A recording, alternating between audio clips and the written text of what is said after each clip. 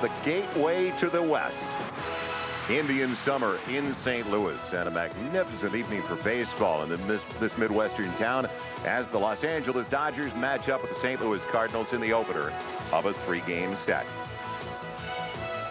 Hi, everybody. Joel Meyers along with John Wathen, and welcome to Busch Stadium. Well, the Los Angeles Dodgers, as they get ready for this matchup with the Cardinals, feel good about their position right now in the wild card race. They are currently 2.5 up on the Houston Astros, John, but as you found out earlier a couple of hours ago to a man, they're not thinking about a wild card spot, are they? No, it really impressed me, Joel. They want to win this thing. They don't care about the wild card. You see the games left. They've got, the Rockies have 17 games left, 7 at home, 10 on the road, while the Dodgers have 15 games left, 9 at home and 6 on the road. 3 against Colorado at home. That should help. Definite obstacle, though, coming into St. Louis. The Cardinals with a season-high 6-game winning streak. Some hot hitters, and in particular, in the outfield, the 3 out there, making a foursome with John Mabry, the first baseman. They are red hot right now. Ray Langford was the player of the week last week in the National League, and he continued it over this week. He had a stretch of 4 home runs in 4 days, so they're on fire. A couple of right-handers going tonight. The dancer, the knuckler, Tom Candiotti. He's already beaten the Cardinals a couple of times this year. And former Dodger Mike Morgan going for St. Louis. Well, nothing can put a team in a slump more than the knuckleball, and Tom Candiotti is going to try to do that tonight. Mike Morgan, the sinker baller, is a pretty good pitcher. He's probably better on grass than turf. St. Louis will have grass next year. We'll see if he'll be back. It's good news. And Tom Candiotti in particular, the one pitcher that the Dodgers have not scored all that many runs for this season. So we're just about ready to go from Busch in St. Louis. We'll come right back with the starting lineups in this matchup of right-handers. But first, let's head back to our Baseball Night in America studio and Hannah Storm.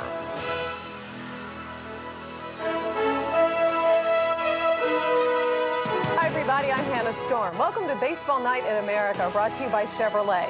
A matchup of the 2 best records in the American League highlights tonight's games as Boston is in Cleveland. In the American League wildcard race, the Yankees' Bernie Williams is starting in center field tonight, while his wife is in Puerto Rico with their newborn girl. Hurricane Marilyn has postponed his trip home until Sunday after the Yankees game. New York, meanwhile, in Baltimore tonight, tied atop the wildcard standings with the Mariners, who face the White Sox. The National League has its own marquee matchup. Ron Gant and the Reds face his former team, Atlanta. Gant is batting .400 in 10 games against his ex-teammates. Meanwhile, the only race in the National League is in the West, and the wild card up for grabs, too.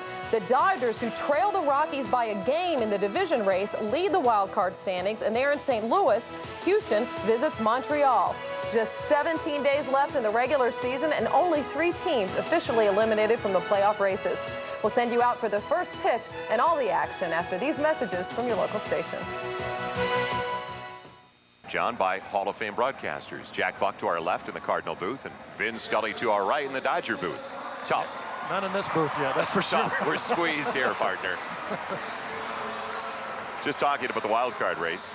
The Dodgers 2.5 up currently on the Houston Astros. The Phillies, don't forget, with 15 to play. Only 3 off the pace. And those beloved Cubbies. 4 games back with still 17 left. There you see Tommy Lasorda, 19th year with the Dodgers as manager, 46th year with the Dodgers. An opportunity now to take a look at the Budweiser starting lineup. The offensive look for Tommy Lasorda's Dodgers this evening. Brett Butler leading things off. Chad Bonville is the shortstop, a catalyst we'll talk about, almost like a second leadoff man.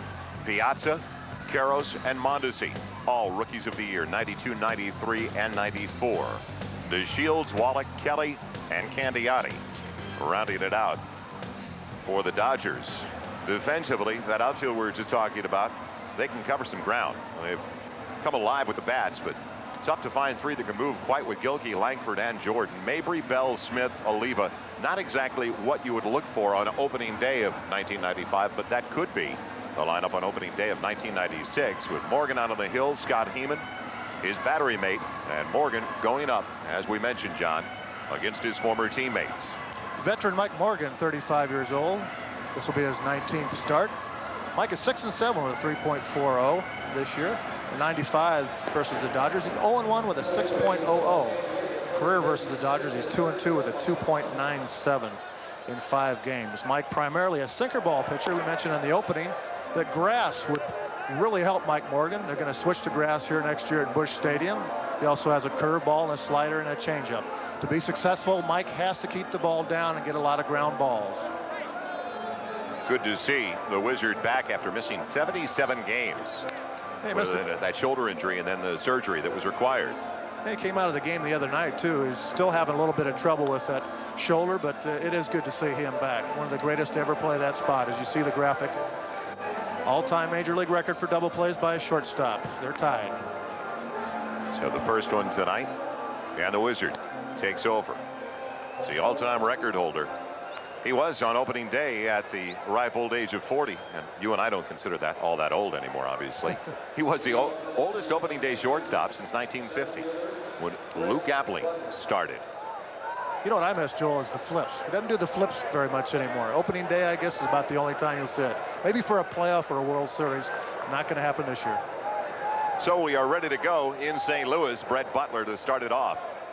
303 is combined average since coming over in that deal with the New York Mets. Traded to Los Angeles on the 18th of August. They expected him to be the catalyst that he had been for the Dodgers and wearing their uniform when he came over earlier in a deal. They never thought he'd be the catalyst that he turned out to be in the Mike Busch affair, which was an unfortunate situation for the Dodgers when a replacement player was called up, and all of a sudden Brett Butler, only a few days back in a Dodger uniform, was once again the spokesperson inside edge. Even now at a ball and a strike. When you think about Brett Butler, you think about a guy who gets on base a lot. 17 bunt base hits this year, leads the major league. So that'll attest to how important he is in that leadoff spot to let the big guys go ahead after he's on. The looper to left, driving Gilkey back. That's the first out of the contest.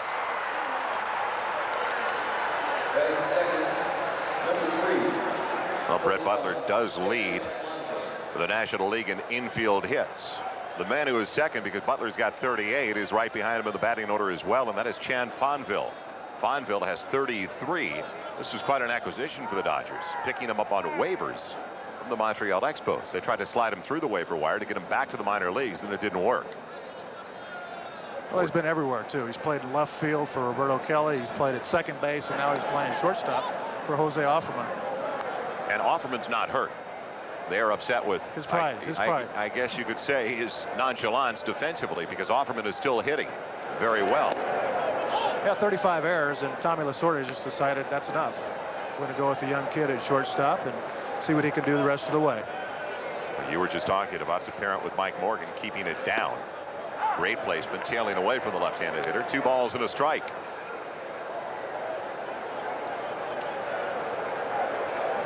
Can't see, but Offerman is just behind that threesome. Ozzie, and there's 2 down. So they take care of the 2 on the table setters for the Dodgers.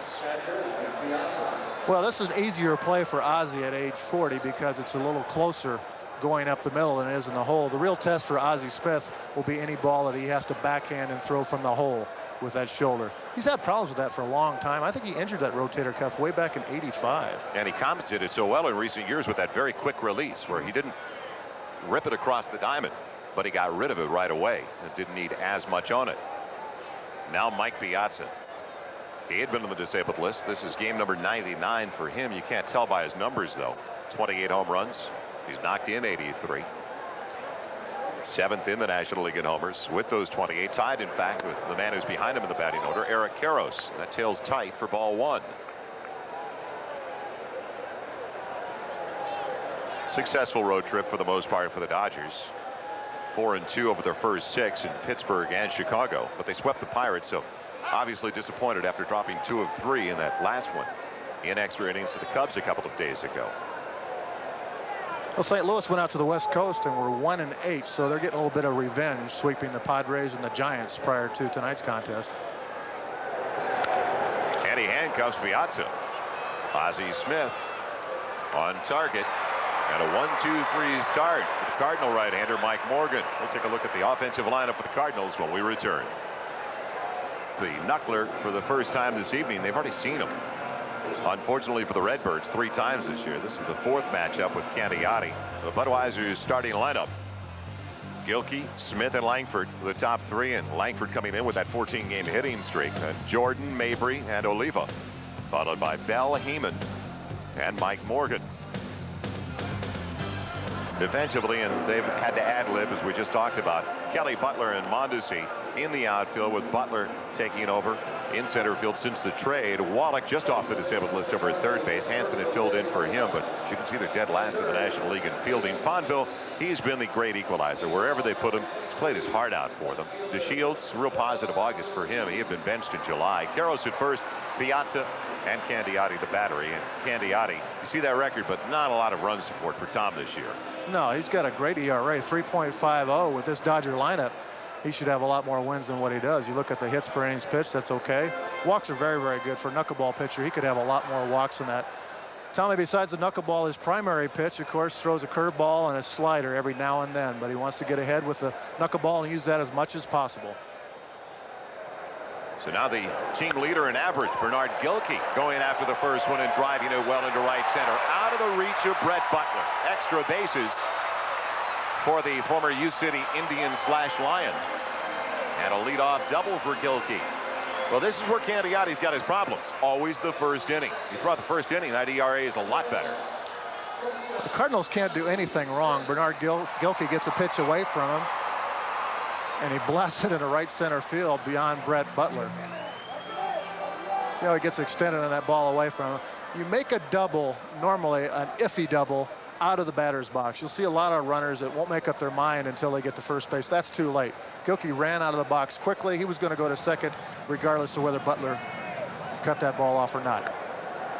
The knuckler not close. Ball one to Ozzie Smith. Forget about the average for Ozzie. Basically a washout year. Only 145 at bats. So the Cardinals with the opportunity to take that first inning lead. Piazza with the block, 2-0. I don't think it's any coincidence either, Joel, that when Ozzie came back, the Cardinals started playing a little bit better. He's really a leader on this ball club. These young kids really look up to Ozzie Smith. 3 consecutive years, 91, 92, 93, all right around the 300 mark for Ozzie before dropping down to 262 last year after he had a miserable start. Didn't get it going until Memorial Day weekend of last year, and then they shut it down on him when they did get hot. 13 gold gloves for this young man at the age of 40. I will say young. Only 2 others have more than the Wizard. Brooks Robinson has 16. Kitty Cott, Jim Cott with 14. Compared to the 13 for Ozzie Smith. The 2-1. Tantalizing. Now, as a former catcher, how many times did you have to deal with knuckleball pitches, John? I was very fortunate. I never had to catch a full-time knuckleball. Every once in a while, a guy would go down to the bullpen and want to try to throw a knuckleball, but I never had a guy who threw it all the time. I was very, very fortunate. Had to hit it a few times, unfortunately. Charlie Huff, the ex-Dodger, went to the Chicago White Sox and Texas Rangers. Had to hit. And Ozzie is gone by way of the strikeouts, and that's just not fair. That was too tough a pitch. So that's the first out here in the bottom of the first. Baseball Night in America is brought to you by Toyota and their full line of quality cars and trucks. Toyota, I love what you do for me. Network MCI, how to get modern communications technology working for your business. And the makers of Advil, something John and I will need about the 5th inning. So there's one away, a man in scoring position. Gilkey down at second after the leadoff double. And now the hottest of all hitters in the National League. 14-game streak on the line. Ray Langford pushes his average all the way up to 283 now. Moves at about 20 points in this 14-game run. Also had a power surge as well last week. Home run in 4 straight games to push that total up to 18.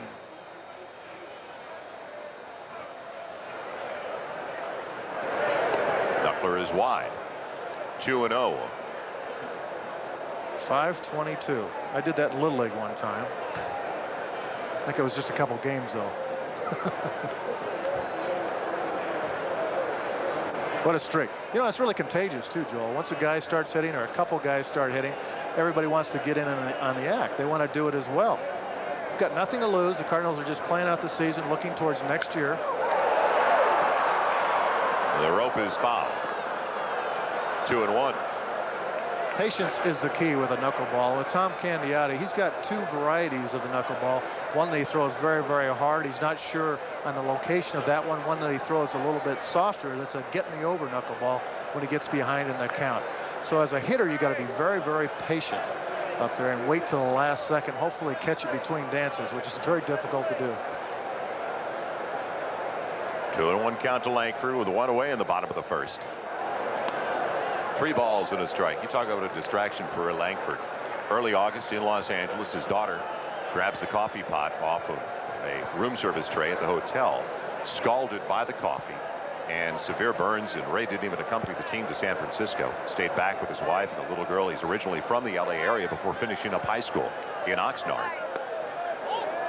As it's ball 4, but hopefully everything has worked out for his little girl. As he draws a 1-out walk, and now runners at first and second. Quality guy. You only wish people like that the best. So. Well, sometimes we forget when we look at these major league superstars and major league players, whether they're a superstar or not, that they are human beings. Yes. And they have lives off the field, and they have problems. And sometimes you've got to shut those problems out and come out here and concentrate in front of 20, 30, 40,000 people and do your job in order to keep your job and feed your family. Absolutely right. Is now Brian Jordan could capitalize big time for the Cardinals. 296 average coming in. First ball swinging. Dodgers won't be bailed out, though. It finds the seats for strike 1. Jordan has a streak of his own, a 6-game hitting streak coming in. When he came into the majors, John, he had that football personality about him, a very aggressive player, aggressive at the plate. Didn't show much patience, never worked the pitcher deep into the count, but really that has changed over the last year, year and a half. Well, he's 28 years old, and sometimes it takes a little while to play this game to gain that maturity and gain that experience, especially when you've been a football player, had to play 2 sports. Obviously, I went through it when I managed Bo Jackson in baseball. There was a long learning experience for him in Kansas City because he hadn't played that much baseball. Good point. Jordan leading the team in hits, runs, triples, also stolen bases. Piazza doing a good job. Now, for a while, Carlos Hernandez, the backup catcher, was handling the knuckleballer, but now it's Piazza's duty. Nobody wants it. Well, Piazza has been getting a lot of whispers around baseball. I don't know where it started about his catching defensively. And to me, I think he does a great job. You look at the Dodgers, they're second in ERA and first in strikeouts. I think he's a good catcher. Towering fly ball into shallow left center for Roberto Kelly. That's the second out of the inning. You know where his mistakes are? They're not from a physical standpoint. It's from outthinking the opponent. Runners at the corners and not remembering there's that man at third when he guns it down to second base without even thinking. Well, that's because he hadn't caught very much. I talked to Tommy Lasorda before the ball game, and this kid was a first baseman. Nobody wanted to sign him. He went in the 62nd round only because he was Tommy Lasorda's godson, and he said, we are going to draft him. We are going to sign him. He came out for a workout to Dodger Stadium to work out with the guys, and nobody liked him. They said, no, this guy can't play. He doesn't have any tools. And Tommy Lasorda said, he's a catcher now. Well, has he ever caught before? No, I'm telling you, he's a catcher now. So he hasn't been catching that long. He was a first baseman as a kid. He had the confidence of his manager, and then even when he got to rookie ball down in Florida, he left after about 10 days. He was very frustrated. They had to pry him back and get him back to the clubhouse and start all over again with Piazza. It's turned out to be a nice story for the Dodgers. 62nd round, can you imagine? Ball 1 to John Mabry. Has a chance to lead the National League in hitting, the first time since Ernie Lombardi back in the 40s, the last catcher to do it. But if you were to make book on it, I think Tony Gwynn would have just a shorter price on him than Mike Piazza. He's got the major edge.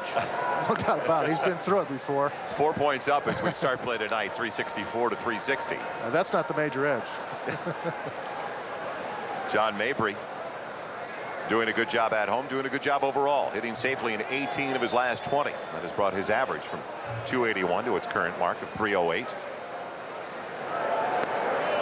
Inside edge. You don't see too many of those from Candiotti. The fastball when he's behind in the count, but he tried to keep it in on the hands of the left-handed hitter and did it successfully. Here's the last pitch from Candiotti. Even that fastball is a little dip. Yeah. Boy, eyes light up when they see that fastball from Candiotti. Surprised he wasn't hacking at that one.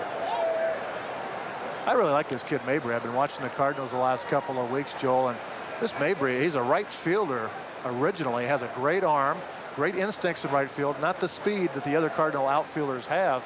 He's never played first base before. He's doing a pretty good job at that as well. See what he does on the 3-1. He drills it right up the middle, and Fonville was positioned perfectly. So the Cardinals are robbed. Look like they take the lead after one. No score at Busch. Mike Morgan back to the hill for the Cardinals. Is wide for the fastball to Eric Karros, the Dodger first baseman.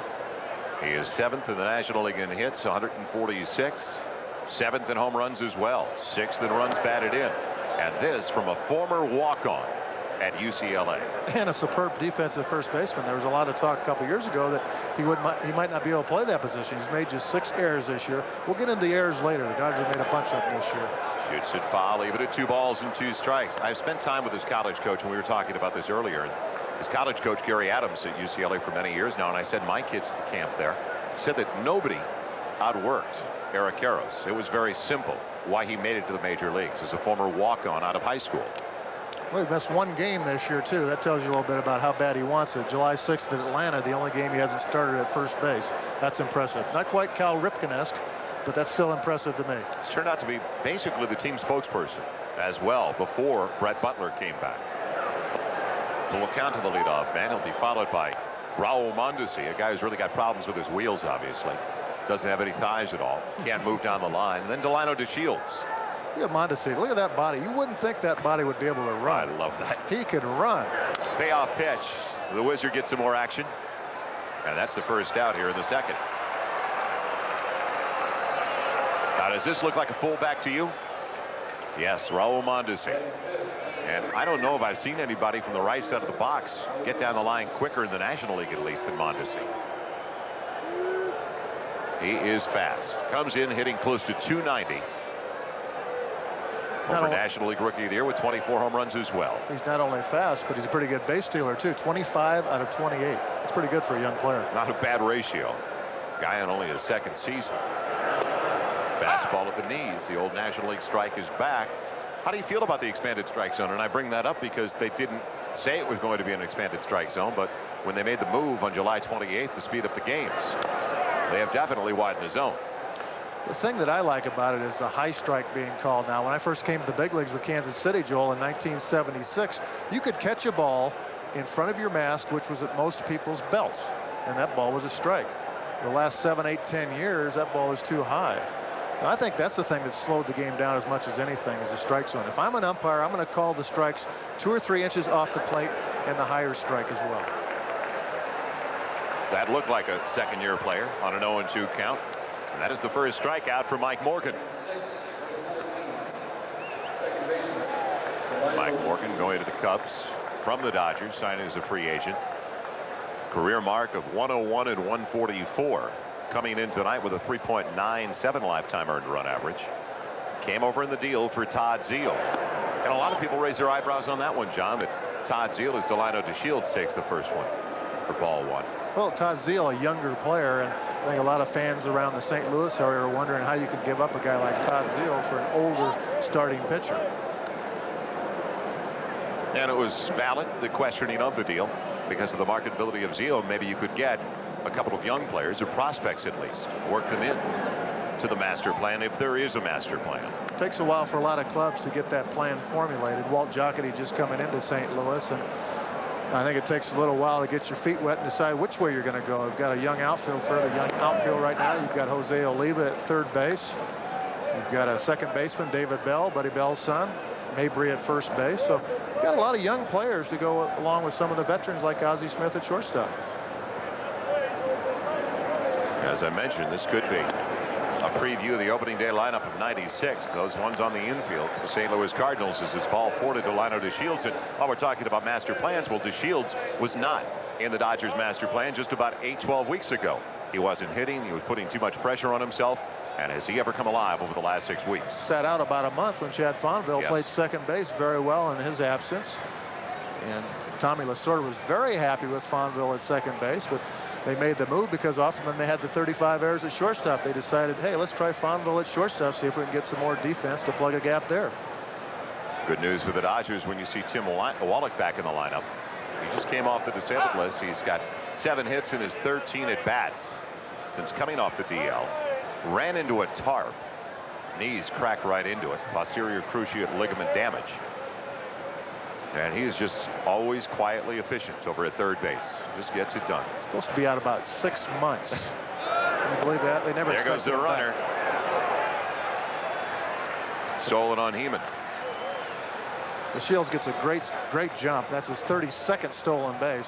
Been thrown out 13 times. Heeman has no chance on this play. Times it just perfectly. He can fly. Head first slide. No chance even with a good throw.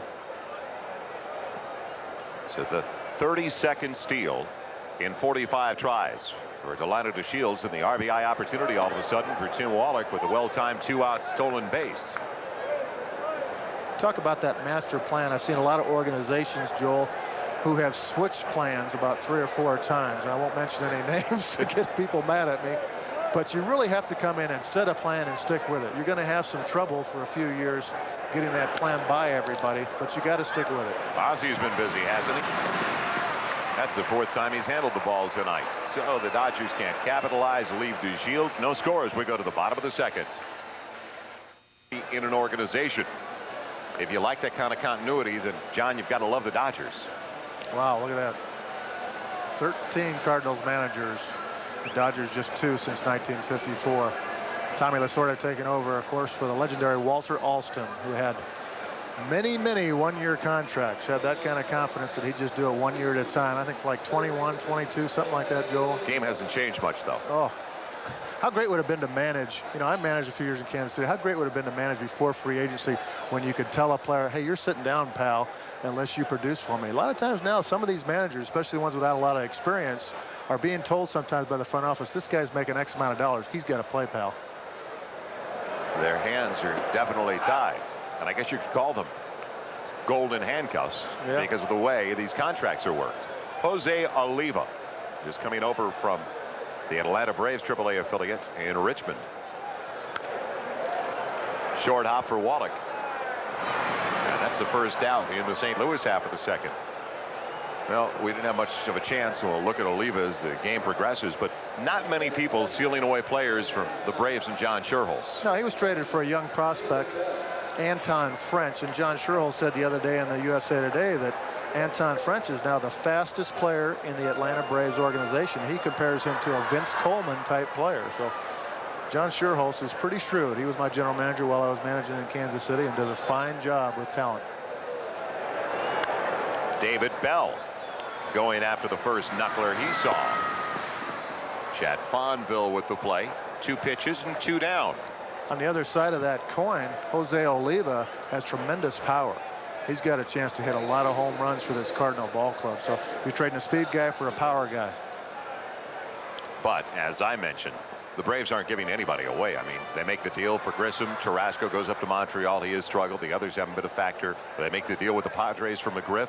The only one who's made that lineup at all has been Nieves, and he's had problems offensively for San Diego. Braves haven't had much luck lately, have they? Scott Heeman, former first-round draft choice of the Oakland A's. Things just didn't develop the way they anticipated. No, they haven't. Scott's moved around a little bit with Oakland, the White Sox. Started out as a catcher, originally signed as a catcher. Moved him over to third base and to second base and then back to catcher. Tony La Russa's type player while in Oakland because he could play a lot of different spots. You know the way Tony likes to manipulate that lineup over there.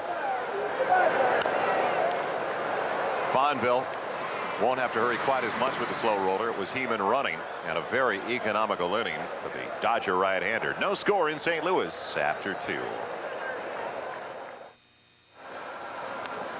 We remind you this copyrighted telecast is presented by authority of the Office of the Commissioners. Anybody home of baseball and may not be reproduced or retransmitted in any form without the express written consent from the office. And I remind you, from the Office of the Commissioner. Joel Meyers along with John Waffen, and we welcome you back to one of the best baseball towns in America. Who sits in that office these days anyway, Joel? Claude Rains. I've been following in the paper. Claude Rains is right there. The invisible man. Thank you. For the listeners that didn't follow Claude Rains' career.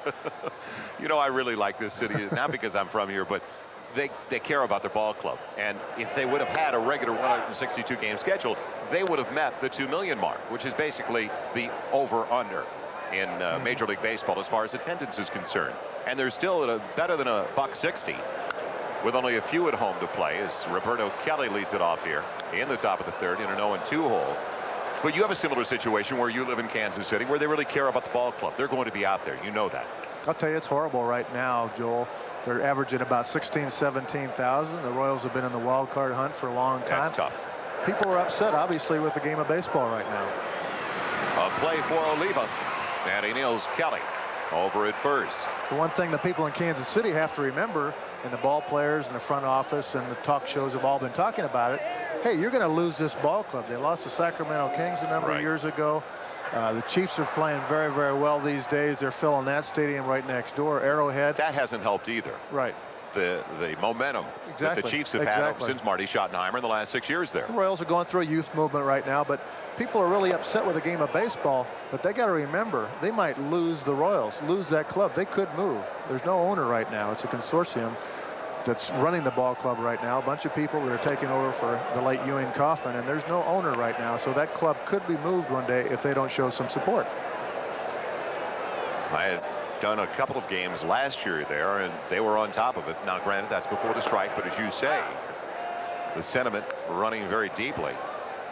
Whereas in St. Louis and in Los Angeles, the Dodgers are averaging 37,000 plus per game. If they had a full 162, they would still be close to the 3 million mark once again, because they're over 2-3 now. Candiotti even at 2-2. They're still leaving early out there? Well, you know, you got to get to the sushi joints before they close. Tough play for Oliva, but don't forget it is Candiotti, and that's out number 2. You're tough. I go to Sunset and Alvarado to give you an idea where I'm coming from, and the cantinas make it for me. I'm not headed to the sushi bar. So there's 2 down very quickly with the bases empty. But I do give credit to the city for at least coming through and pulling for their team. And their team has never been a factor this year. Cardinals do a statistical breakdown from the very first game of the year in 10-game increments. And all the way through in those 10-game increments, they've only had 2 winning 10-game spans for the entire course of the season. Butler takes it low for ball 1. That's a solid baseball community still coming out to the tune of close to 2 million again. They do a great job. They've always loved the Cardinals here. What a great series I was in 1985. I had the opportunity, of course, playing that series against the St. Louis Cardinals. And that's a great bunt by Brett Butler. Another bunt single, and that's his 39th infield hit, tops of the National League. He just deadens that ball on the turf, which is very tough to do, incidentally. And look where Oliva is. He's in anyway. Oliva's right out. He's a big guy, a big third baseman. Makes a pretty good play. Bare hands it. It's not even close to getting Butler. He just put it in a spot where nobody could handle that. I think Brooks Robinson had trouble with that one. So Butler aboard with a 2-out hit. Dodgers got a 2-out walk from DeShields. Let's keep an eye on Butler to get into scoring position with Chad Fonville to the plate. He's 0 for 1, grounded out to the shortstop. The bunt is fouled off. Strike 1. Butler trying to get a read. And as soon as he was trying to get that read, all of a sudden it was Fonville trying to bunt his way aboard. You know, normally, Joel, with 2 outs, you think about a guy trying to hit a gapper to get in scoring position. But when you got 2 guys with speed at the top of the order, they need to get on base any way they can and perhaps steal a base to get in scoring position. So they're both trying to get on via the bunt. Fonville putting it in the middle. Great play by Fonville. Back-to-back bunt base hits by the 2 guys that lead the National League, and we talked about it in their first 2 at-bats. Lead the National League in infield hits. That is 34 now for Fonville. They chip away at you, don't they? Well, Morgan was caught sleeping on this one. Watch his reaction to the bunt. Okay, it's by him, but his job is to try to get to first base and beat Fonville. I don't know that he could have, but he's nowhere in the vicinity. It's all developed with 2 outs. And now second in the National League in hitting, 7th in home runs, Mike Piazza. Broken bat. Does it die a valiant death? Yes. Butler around third. He'll score without a play. And it's a 1-0 lead on the RBI single by Mike Piazza, his 84th run driven in this year. You know what I love by Piazza? His elbows to his wrist. Are those the biggest forearms in baseball? Well, Tommy Lasorda told me before the ballgame we were talking about Piazza, And he said, as you look at the broken bat hit into center field, got jammed severely, but he'll take it for the RBI. He talked about Piazza and these strengthening grips that he uses on each hand. And a lot of the players have tried to squeeze those two things together. They think they're locked. They think they got a lock on them because they can't get him to budge. That's how strong he is. I've never seen forearms quite like that. Elbow to wrist. This guy. You can see the way he battled that pitch. Eric Karros looks at it low for ball one. Karros also into the direction of the shortstop. Grounding out to Ozzie Smith. Let me get this straight. He's a walk-on at UCLA, and the other guy was a 62nd round pick, almost not drafted except for his godfather, Tommy Lasorda, telling him to do it. Now, I have a lot of respect for scouts.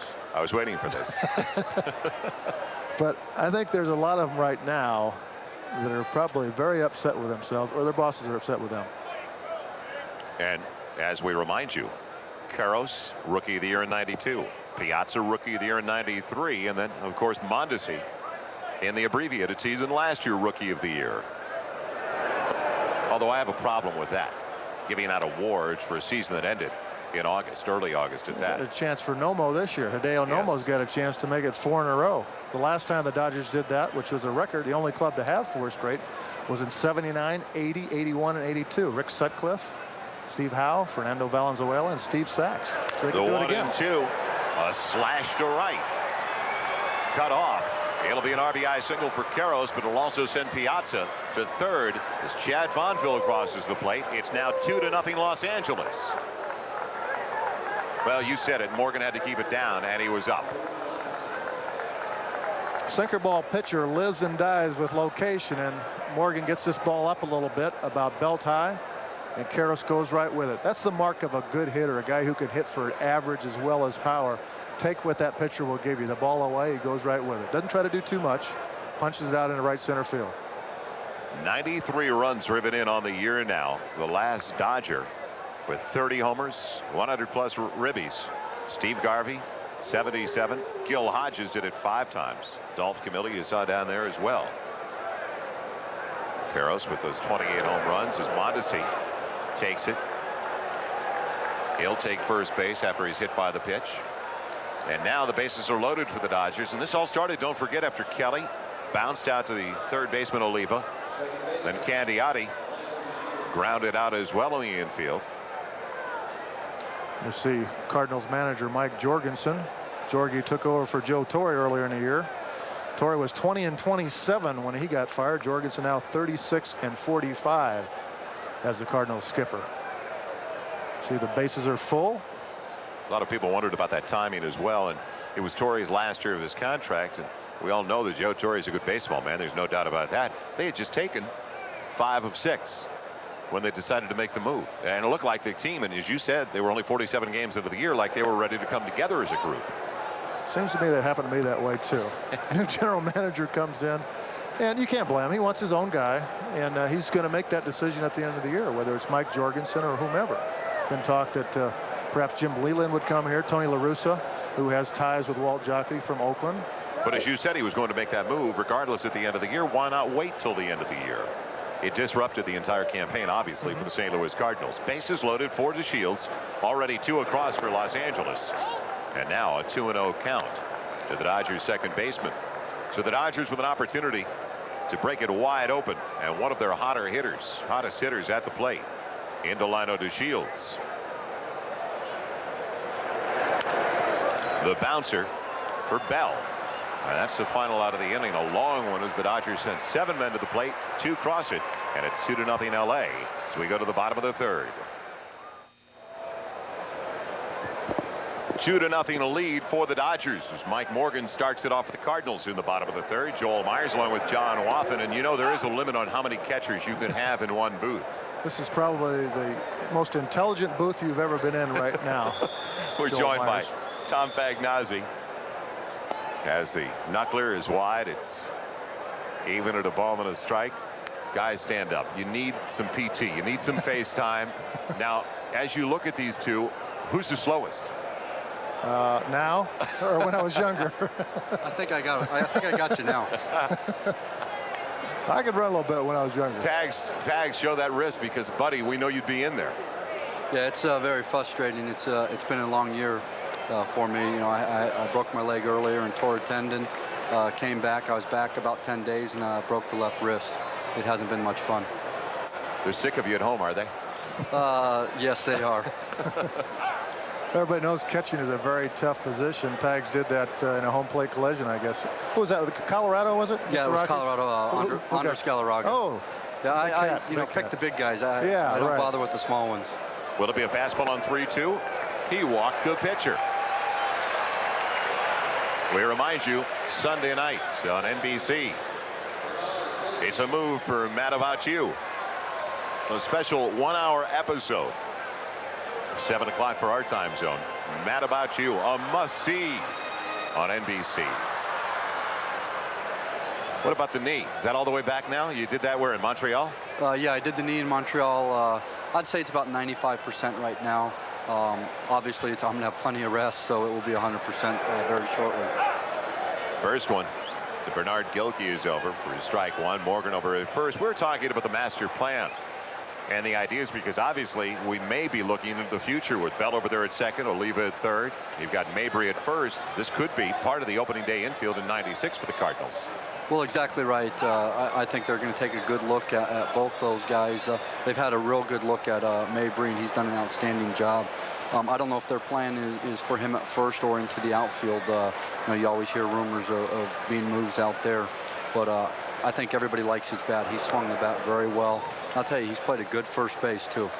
I saw the play made at Dodger Stadium first inning a few Wednesday nights ago where he gives up his body. He goes into that cement abutment just below the blue railing there. I mean, it was a sensational catch. It's the first inning, and he's throwing his body into the wall. Exactly right. He plays with reckless abandon, and, you know, he's been real refreshing, especially with our club having such a bad year. Mondesi has to hurry. And that's the first out in the third. It's been a strange year for an organization that's had so much success, Tom. Well, without a doubt, you know, a Cardinal tradition, you know, they've always won. And, you know, we're on a down cycle, but, you know, Walt Jocketty and Mark Lampion, they've come in and they're going to make a lot of changes, everybody believes. And I think they're going to be changes for the better. You know, whether, you know, some of us are part of it, only time will tell. What's been the biggest surprise for you this year, Tom, with some of these young kids? Can you put your finger on one particular player on the Cardinals right now, younger player, surprised you the most? You knew a little bit about these guys coming up through the minor leagues. Well, I think the big development of John Mabry. Ozzie Smith with we're keeping Pagnozzi. He's locked in the booth now. He'll be back with us when we come back after the 5-4-3 double play off the bat of Ozzie. Still 2-0 Dodgers.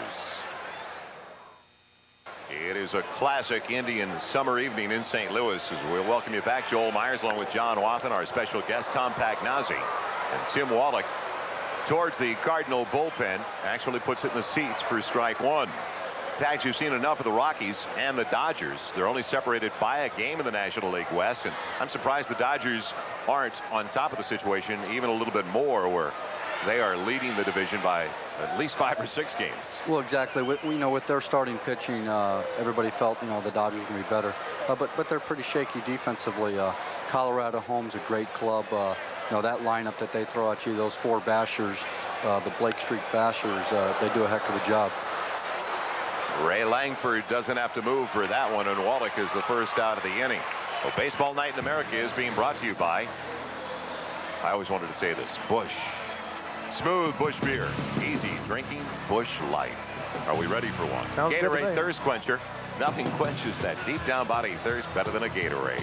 And Pepsid AC Acid Controller. You can be heartburn free with Pepsid AC. Tom Pagnozzi, I started to ask you about the biggest surprise this year for this Cardinals ball club, the young kids. Well, I think we've had 4 or 5 surprises. Mabry, the development of T.J. Matthews. He came up very late, and he's done an outstanding job. And a guy that opened the season with us, and he's been a regular for a couple years. Well, not necessarily regular, but Brian Jordan. Brian Jordan has had a huge year. I think he's really starting to develop. He was a 2-sport player, and he's had some injuries. But he's the type of guy that's going to put up good numbers strength-wise and speed-wise. And T.J. Matthews has been outstanding from the bullpen. And an old veteran, Tony Fossis, has had an outstanding year. Yeah, I was with Tony in Boston last year. I was the bullpen coach for Boston, and Tony had a great year. especially against left-handers like he's always had last year in Boston. He's doing a great job against right-handers as well this year. He has. He's gotten a chance a little bit more to pitch against right-handers than from what I believe in the past from listening to him. But it's amazing. The left-handers have just, they've looked sick against him.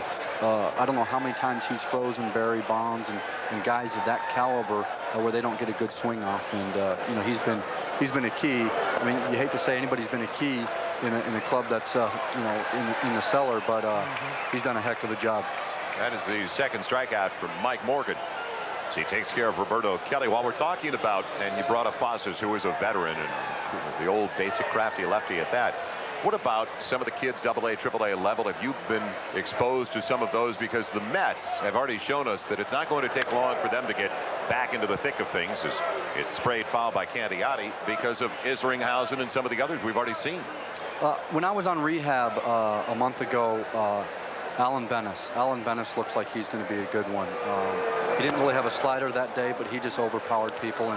And I believe they're going to, you know, the Cardinals and the Cardinal fans are going to get a good look at him the last 3 weeks of the season.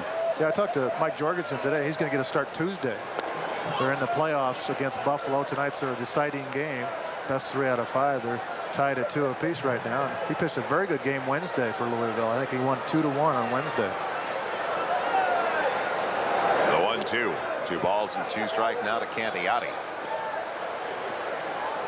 Tough third inning of work for Mike Morgan. Other than that, what do you think about the grass next year, Tom? Oh, I know we're all looking forward to it. Bags, hate to break it short.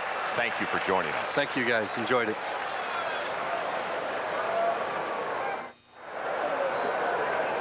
Ray Langford, the center fielder, starts it off for the Cardinals in their half of the 4th as they play catch-up at Busch. Joel Meyers along with John Wathan, and our thanks to the nice guys in the game. Tom Pagnozzi, Cardinals catcher, on the DL now with a broken bone in his wrist. And thanks to Tom for joining us.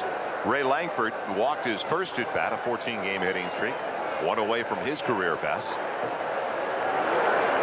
As the knuckler dances over, it's even at a ball and a strike. Well, Ray Langford, along with Brian Jordan, battling right now for the team lead in home runs, stolen bases, and not since 1948 as a Cardinals player led the team in both homers and steals. And of course, the one guy who had to do it in 1948, the guy that epitomizes this franchise. There's the bouncer, and there is the 15-game hitting streak for Ray Langford. But it was the man, Stan Musial, back in 1948. He can play a little bit. I saw him out in front of the stadium tonight. Well, actually, it was a statue. I wish I would have. He's a great guy. Plays the harmonica so well, as everyone knows.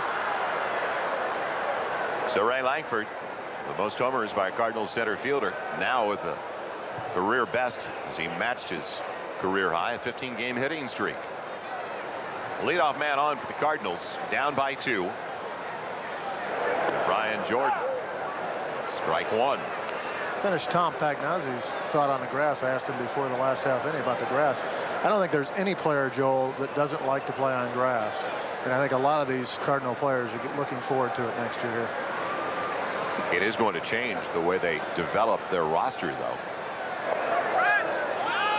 As the knuckler is blocked by Piazza, even at a ball and a strike. Well, the Royals went to it this year over in Kansas City, and they really like it there. I think you can manicure enough and cut it short enough that I think it can still be a speed game on the grass. Royals brought their fences in as well, which creates a little more power there. Maybe a little less excitement, not quite as many inside the park home runs or triples as in the past.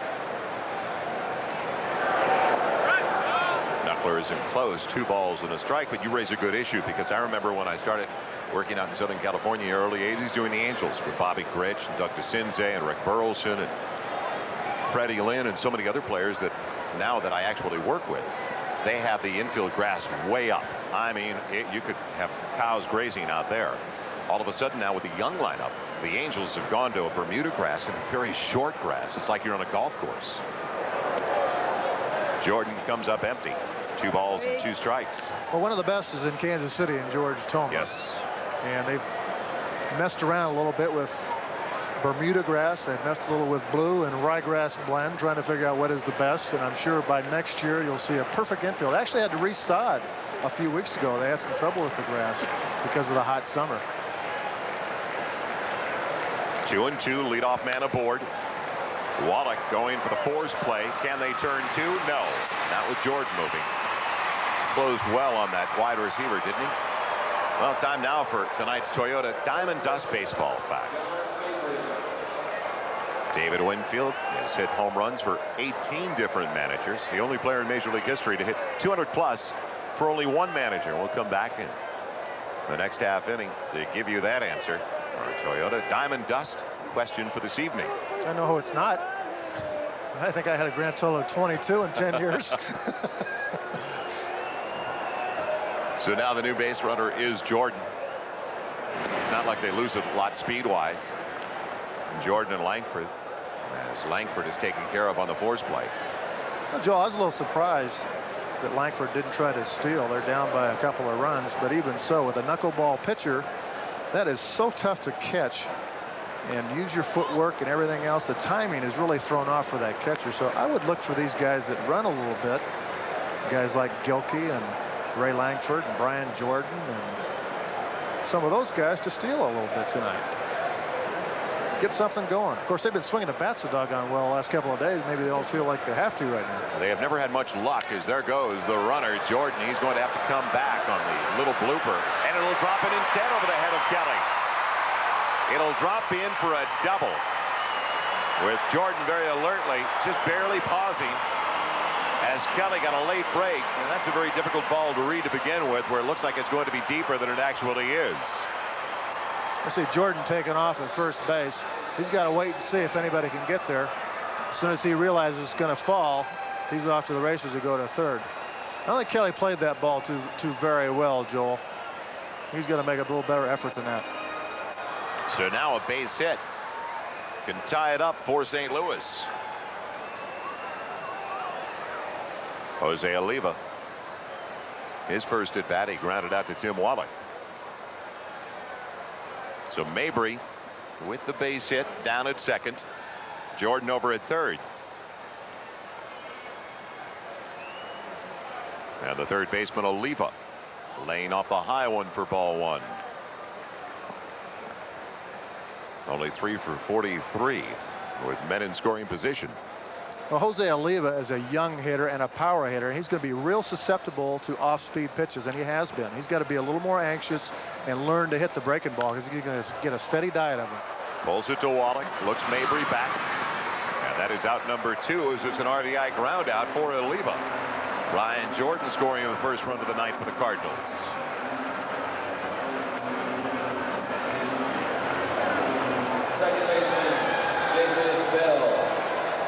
Throughout the course of the evening, we'll be updating you on all the scores on Baseball Night in America. There's now a 2-1 lead for Los Angeles.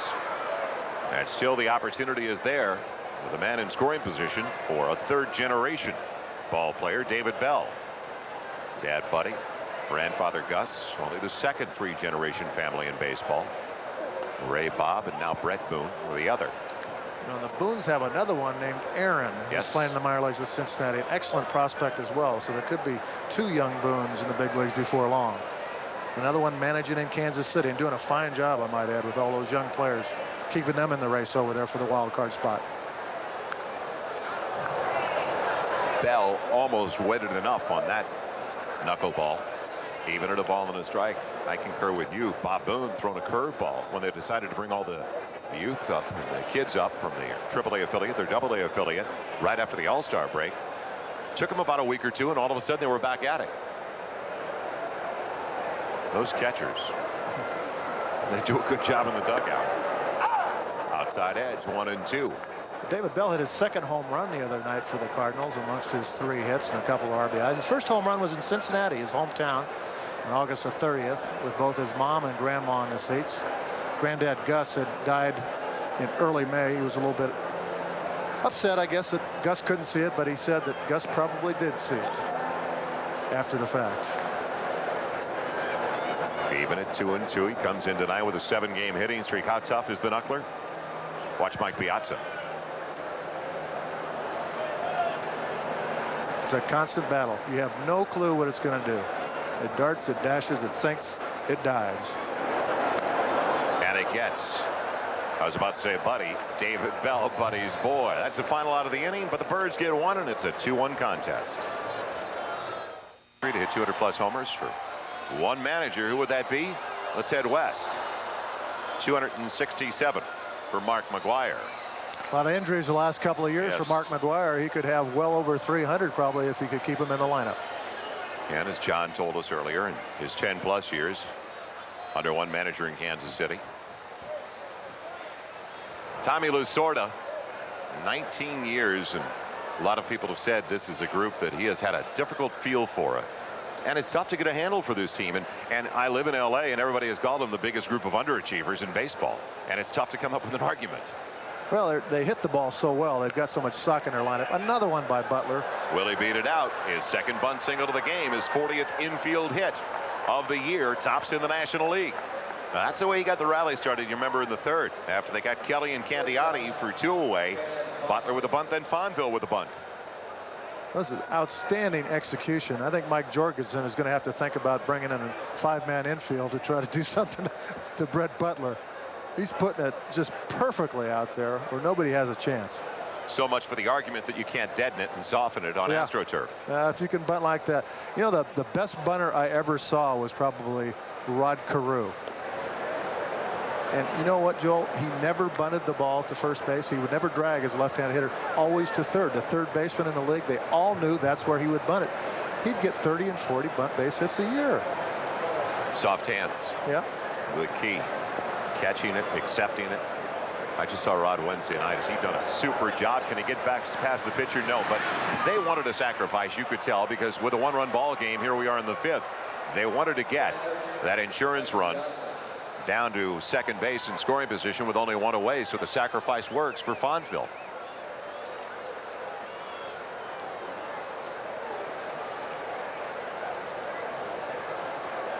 Butler keeping an eye on the situation. Big motors and little guys. Brett Butler and Chad Fonville. The Dodgers very fortunate to have those two, and that's one of the biggest reasons. We talk about the big boppers, 3 and 4. Queiroz and Piazza, who's up there now as he sends it deep to right field. Going back is Jordan to the wall. He's got it for out number 2. The little guys, though, have really made it click recently as Piazza, with an RBI single his last at bat, almost picks up a 2-run homer. Well, the thing that's amazing about this swing and how far Piazza hits that ball is the fact that it was the inner third. Butler does a good job of tagging up on the play. Didn't really know for sure where that ball was going to get by Jordan in right field. But even if it does, Butler with his speed can score easily from second base. So he's heads up and running hard to third base, thinking that if that ball is misplayed on the relay, that he's got a chance to go 2 bases on that sacrifice fly. But as you said, here he goes inside out to hit the ball to right field, and he doesn't get a lot of it. Still, he puts the right fielder at the wall. Strong. Queiroz rips it to right field. That's an RBI 2-out single, and that's what the Dodgers have lacked all year long, and that's why they start tonight a game behind the Colorado Rockies instead of 5 or 6 in front.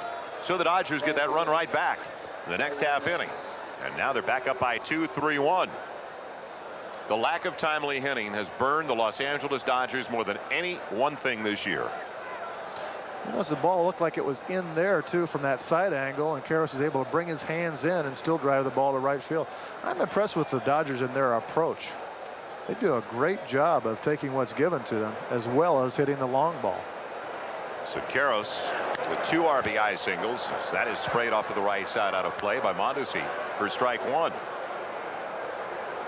Eric Queiroz now with 14 runs batted in over his last 14 games. Mondesi strained his upper back last Friday in Pittsburgh, and the Dodgers were very fearful that he'd miss a few days, but he was able to come back after just a couple of missed games and back in the swing of things again, swinging the bat. Pulling it on the backhand side, Oliva getting the force play for the final out of the inning. We're taking care of Mondesi and the Dodgers, but Queiroz comes through with the 2-out RBI single. Others will see the first place red battling the Phillies, so check your local listings for the game in your area. The knuckler is on. Candiotti has a 5-2 lifetime record in 10 starts against the Cardinals. His ERA a minuscule 2.36. Career-wise against St. Louis is Hemans in a quick 0-2 hole. Grounded out of the shortstop. His first time up there, comes in with a 4-game hitting streak. Hit the ball well for the Cardinals. The one thing that the Cardinals probably have lacked this year, one of the things anyway, is some offense from the catching spot. Tom Candiotti was throwing the ball extremely well this year as well as last year. I think he threw out 52% last year, Joel, but the offense just wasn't there. I think he was hitting about 215 when he went down. And Scott Heyman does a pretty respectable job behind the plate, but he's hitting in the 100s. Danny Schaefer as well is not really an offensive catcher. And that's why most managers drool over the Dodgers situation. With Mike Piazza, a guy who's hitting 360 coming in.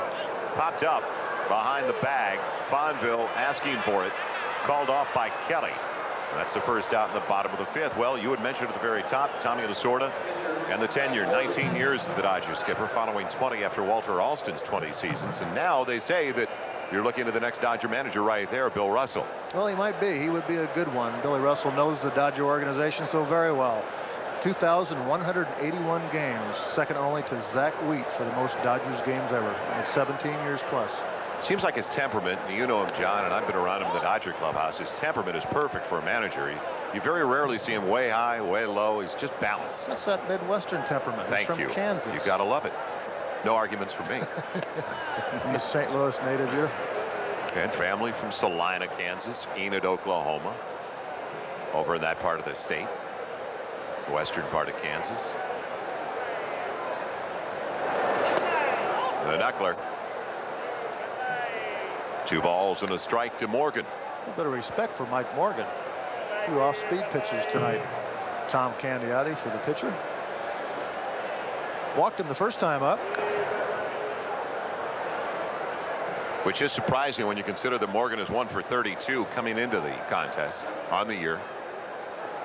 You know, Candiotti is just the 3rd Dodger knuckleballer since 1970. We talked about Charlie Huff earlier, and the other one was Hoyt Wilhelm. Pitched a little bit for the Dodgers. Right at the end of his career. Yeah, a lot of people forget about that. What was he there, 71, 72? I believe so. Knuckleball is a tough pitch to teach. Tim Wakefield, who's having the success with the Boston Red Sox this year, was horrible last year in the minor leagues. Went to the Nico brothers this winter, and they helped him tremendously.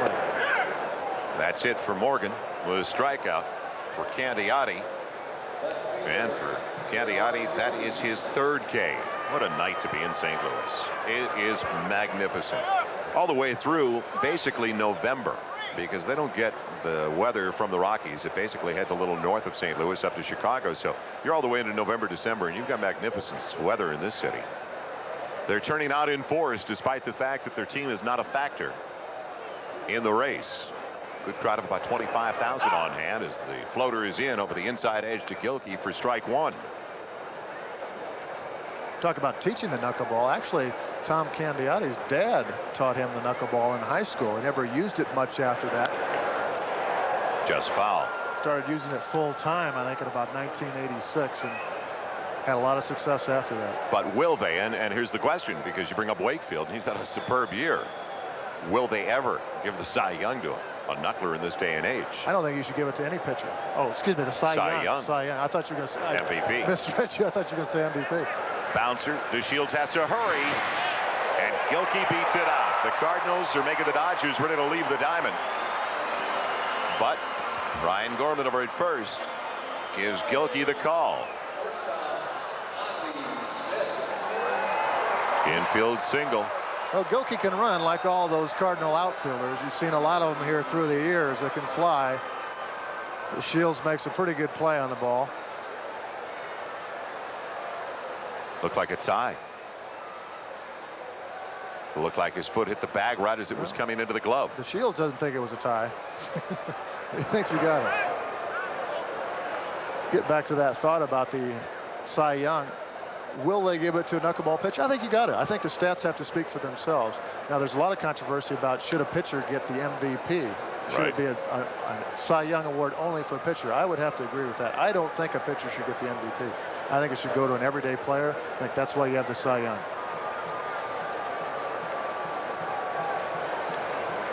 Ball one count to Ozzie Smith, grounded into a 5-4-3 double play his last time up there. 2-0. He is 0 for 2, also striking out back in the first. A lot of people wondering how long Ozzie is going to continue to play, at least on an everyday basis for the Cardinals. Has an option each year, a rollover type contract at $3 million, I believe. There goes the runner. Throw in time by Piazza as he nails Gilkey for the final out of the inning. So Ozzie will start it off for the Cardinals when they bat in the 6th. We're through 5. It's LA by 2. It's appropriately she's looking into football injuries. We remind you that NBC Sports presents another NFL doubleheader this coming Sunday. It all starts at 12:30 Eastern with the NFL on NBC. Doubleheader lineup. Most of you are going to see the 49ers taking on the Patriots and Drew Bledsoe. That is the second half of the doubleheader. In the early games, 2-0 and 2-0. I like it. It is going to be Kansas City, undefeated after the first 2, against the 2-0 Oakland Raiders. I'm headed to KC tomorrow. I know you're going to join me on that Sunday afternoon contest at Arrowhead. It's tap foul by DeShields, even at a ball and a strike. I'll be there. I cannot wait to watch the Raiders and the Chiefs, especially because the Raiders have a new coaching staff, and it looks like a new season that is going to be a fruitful one. Well, the Chiefs got your old head coach as a line coach right now. And they know all the secrets from last year. DeShields off the end of the bat. A little Texas leaguer is going to drop in. So DeShields with a leadoff single here in the 6th. And don't forget, as we talk about that early matchup, and most of you in this area in the Midwest are going to see the Chiefs and the Raiders. They also have the former defensive coach, who's now the defensive coordinator, Gunther Cunningham, with the Raiders last year, now defensive coordinator Brian Jordan. All of a sudden, Brian Jordan thinking just in the second half of this disappointing schedule about going back to football. A little inkling. I cherish my Sundays, so I don't blame him. I love it on Sunday. Well, Dion just put a pretty good deposit in the bank the other day. Tough to get those $12-13 million signing bonuses, isn't it? You just don't know what to do with them. The runner's on the move, and DeShields, and it looked like he stole it again on Morgan. John? Well, he did, but I'll tell you what, Morgan almost got cold-cocked, too, because that throw went buzzing by his ear. Low throw by Scott Heeman. Not a regular battery you see out there for the Redbirds. There you can see why it's the short throw that just barely went by Morgan's ear, as I mentioned.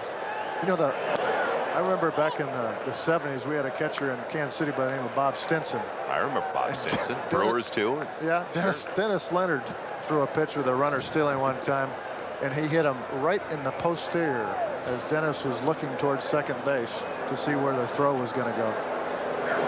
33 steals for DeShields as he goes to third on the ground out off the bat of Tim Wallach. But what a great team at bat for Tim Wallach, the veteran who played on a championship team at Cal State Fullerton in college. And he goes the other way. He knows he's going to give himself up for the good of the team. Well, Tim Wallach is one of the most important players on this ball club. He is inspirational.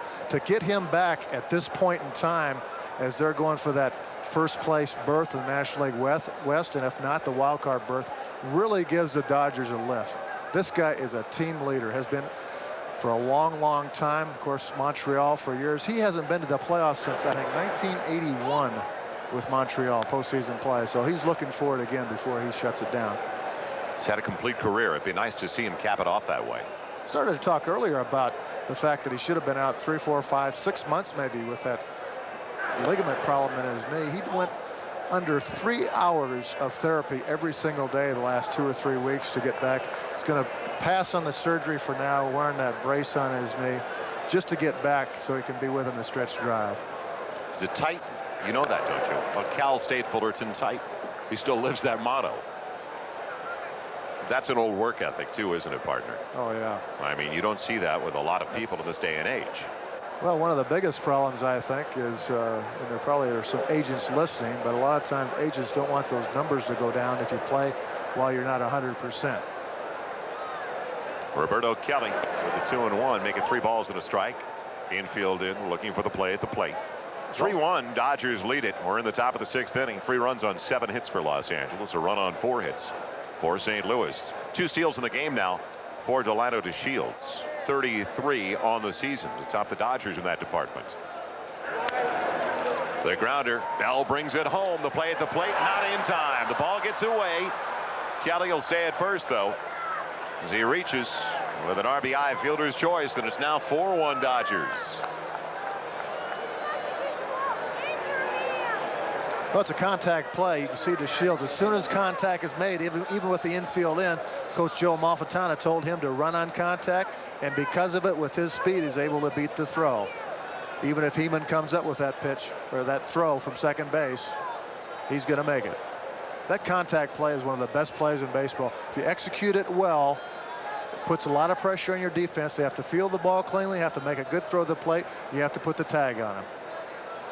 Candiotti up to sacrifice, puts it right back to Morgan, goes for the fours, gets it, and gets the double play.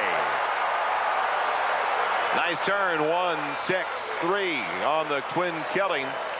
We'll look at it when we come back. Dodgers by 3.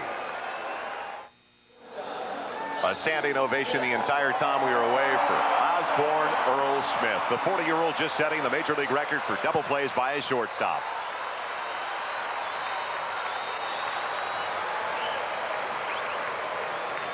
His name is going to be remembered forever in baseball history for so many accomplishments, as well as now the record for double plays. And his nickname is the Wizard, and very, very appropriate. One of the best to ever play this game, if not the best. And how appropriate. Ozzie leads it off. 3-run lead now for Los Angeles, as they just planted another in the 6th. Single tallies in the 5th and 6th innings after the Dodgers took a 2-0 lead. After 3, the Cardinals got their early run at the bottom of the 4th. So now 4-1. LA in this opener of the 3-game set. Well, that dancer downstairs, 2 balls and a strike. We remind you the Cardinals come in riding their longest winning streak of the season, a 6-game run. Well, the Dodgers 4-2 on this current road trip, sweeping the Pirates and losing 2 out of 3 to the Cubs. Misses the inside edge. How can you call a tight strike on a guy like that who just set a major league record? Oh, they find a way. The 3-1.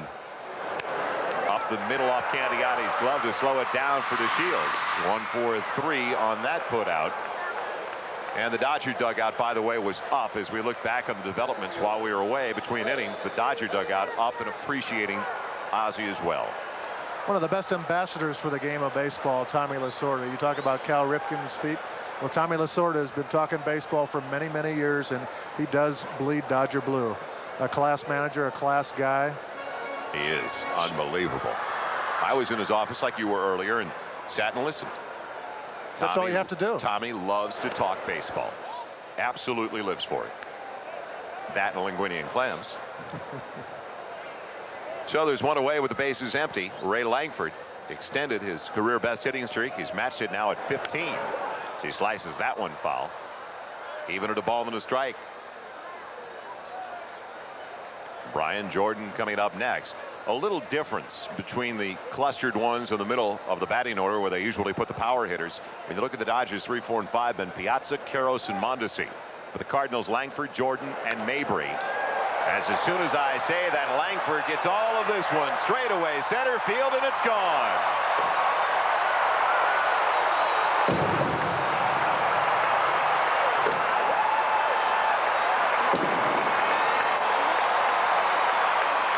It's an automatic, isn't it, John? Talk about the way they lack the punch possibly in the middle of the batting order. Well, that's his 5th home run in the last 6 days. We mentioned it. Ray Langford is on fire. Not only the hit streak, but the home runs.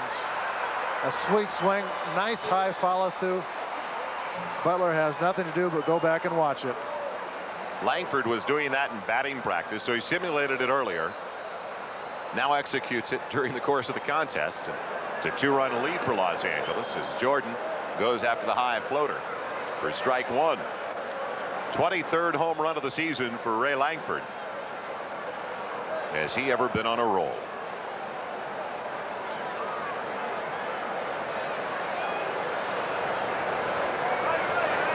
He is 2 for 3 tonight. He came in over the previous 14 hitting .522. 0-2. That last shot gave you an idea of how difficult it is, even when it's in the strike zone, still to come up with the knuckler for Mike Piazza.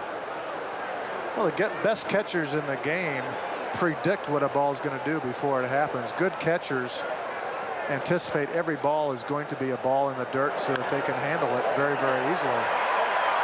You see a base hit by Brian Jordan into center field. The humpback liner and a one-out single for Jordan. We remind you, Baseball Night in America is being brought to you by Chevrolet.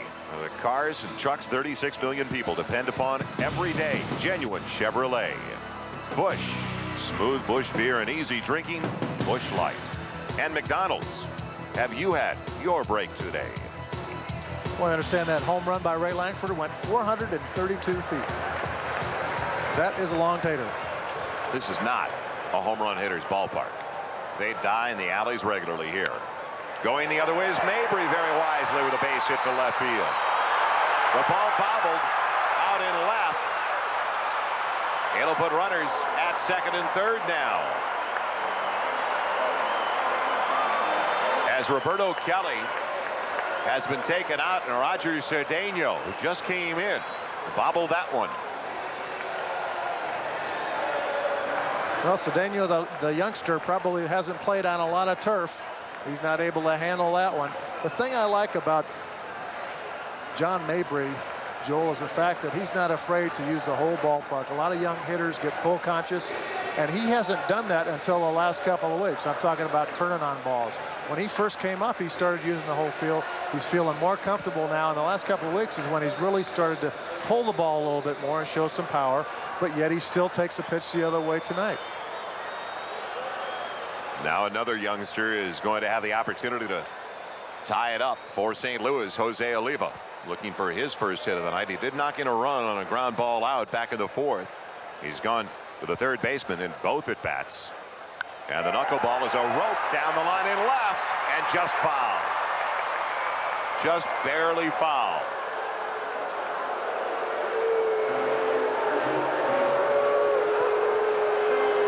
Good angle. Well, this ball is hit very, very well. Unfortunate for the Dodgers, just foul. It hooks foul at the last second. So the nice draw action with the 7-iron. Does he have a 3-iron in his bag? Jose Oliva coming over from the Braves. Back on the 25th of August. 0-2. I mentioned the patience needed to hit a knuckleball, and that's one thing that Jose Oliva has had trouble with, is patience, sitting back and waiting on the slow breaking ball. You see him out in front on his front foot and swinging at the bad pitch down and away.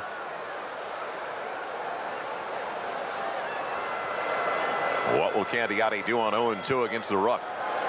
Another knuckler and a slow roller will play to run. It'll also produce the second out of the inning. Fonville guns him down, but also the second run batted in tonight on a ground out for Oliva. And it's a one-run ball game, 4-3 Dodgers. Well, that's winning baseball. All you need to do is put the ball in play.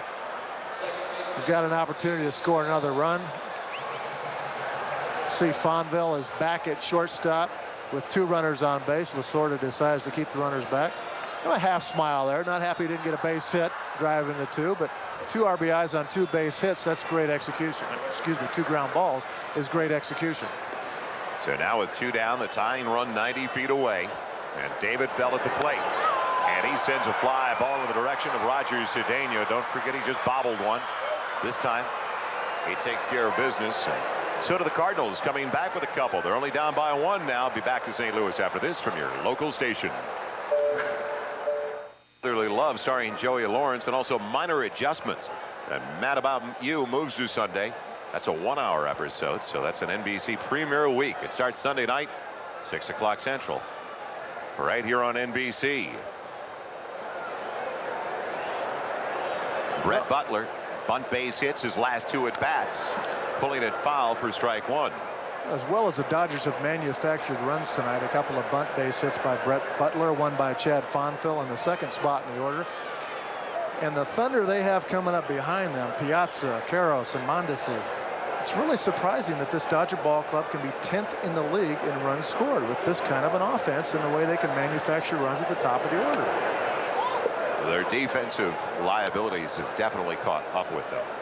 But as you mentioned, they're in the middle of the pack overall in team batting, but they have not produced a lot of runs this year. 4th from the bottom.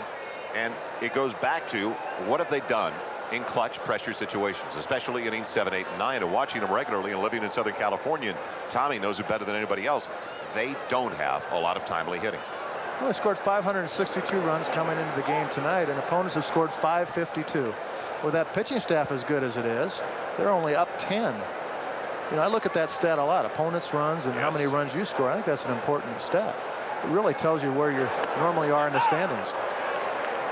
2 balls and 2 strikes now to Brett Butler, and you talk of the pitching staff, they're second best behind Atlanta at 3.69 for the staff earned run average, but defensively dead last in the National League.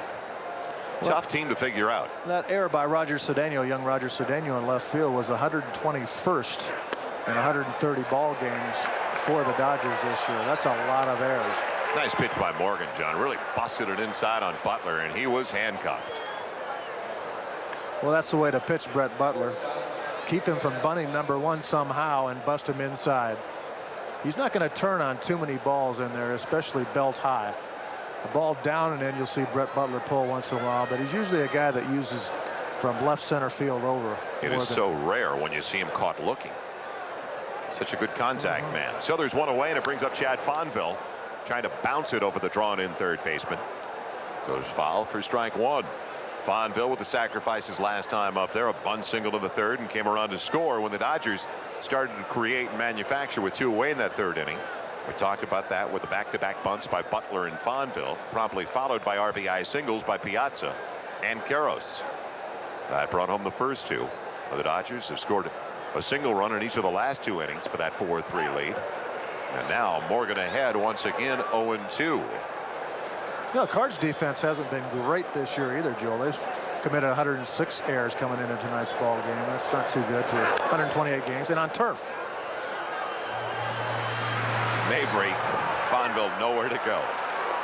It's a little easier to field on turf, obviously, than it is when you play half your games at home. So Cardinals have not been great defensively as well this year. Marlins with a 1-run lead, as you saw there, in the 7th over the Rockies. As we update you on Baseball Night in America with all the scores around the majors. 2 quick outs now in the top of the 7th inning for Mike Morgan. He has thrown a good number of pitches already. Through the first 6 2/3. Is wide with that delivery to Piazza. Don't blame him for ball 1. Piazza handcuffed the last time he was up there, and he still put Brian Jordan up against the wall. He's 1 for 3 with an RBI single. Wide on the fastball, 2-0.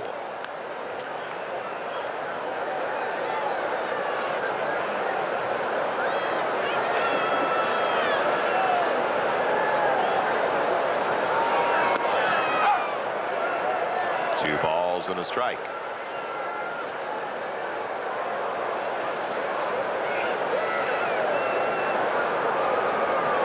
Base is empty for this at bat for Piazza. They had the problems when Piazza was on the disabled list. While he was out, they were 7 games under the 500 mark without their everyday catcher. As the Dodgers come into the contest, 7 games over the 500 mark, and adios amigo. It's a shame he didn't get anything into that one. A solo shot with 2 away for Piazza, and the Dodgers lead it by 2.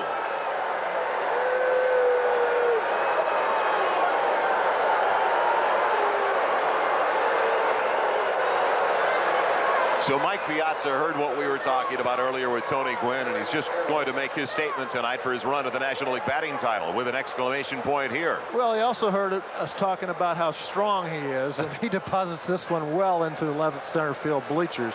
That was a fastball that said hit me on it. Not much action to it. Right out over the plate for Mike Piazza. Now, this is not the regular catcher for Mike Morgan. Heeman, with a 2-strike count on Piazza, or at least a 2-0 count, goes tight. I'd rather walk Piazza. As there's a slash down the right field line, put away off the bat of Queiroz by Brian Jordan, but another run for Candiotti to work with. 7th inning stretch in St. Louis, so the Dodgers lead it by 2. It's home half of the 7th inning in St. Louis. Joel Meyers along with John Wathen, and welcome back to Busch Stadium. Perfect night to watch baseball in September in the Midwest. And Knuckler still working against Scott Heyman, the leadoff man for the Cardinals here in the bottom of the 7th. Is Heyman, the number 8 man in the batting order. He'll be followed by a pinch hitter, the spot of the pitcher Mike Morgan, and then around to the top of the batting order and Bernard Gilkey. You know, one thing, Joel, about Tom Candiotti is he throws the knuckle primarily, but he's got a variety of pitches as well to go along with it. He's got a slow breaking curveball. He's got a cutter. It's really a mini slider is what a cutter is. And he throws the fastball once in a while. So he's got a few things to go with that knuckleball. The 2-1. Check swing foul. 2 balls and 2 strikes. Mike Busch is in the right stadium tonight. Former replacement player called up a few weeks ago. The Dodgers wanted nothing to do with him in Los Angeles. Mike has since hit a couple of home runs, his first 2 in the big leagues, and they like him a little better now. Hey, pal. Hey, buddy. High fives. Towering pop-up. Cedeno getting a very late break, finally calling off Fonville for the first out here in the 7th. One of my all-time favorite things is coming your way on NBC in all of sports. It is a very emotional event. And the U.S. has taken the last couple. The Ryder Cup. The preview is tomorrow on NBC at 1:30 Eastern Time. Then the tradition of Notre Dame football. It returns to NBC Sports at 2:30 Eastern. Ron Paulus, the Fighting Irish, hosting the Commodores of Vanderbilt. So the Ryder Cup preview and Notre Dame football, both tomorrow right here on NBC. I was at the Ryder Cup in '89 at the Belfry in England. U.S. have the match, but the cup stayed in the hands of the Europeans as it's down the line. Alan Battle, the pinch hitter, coming through off the bench in scoring position right away. So a 1-out double for Battle.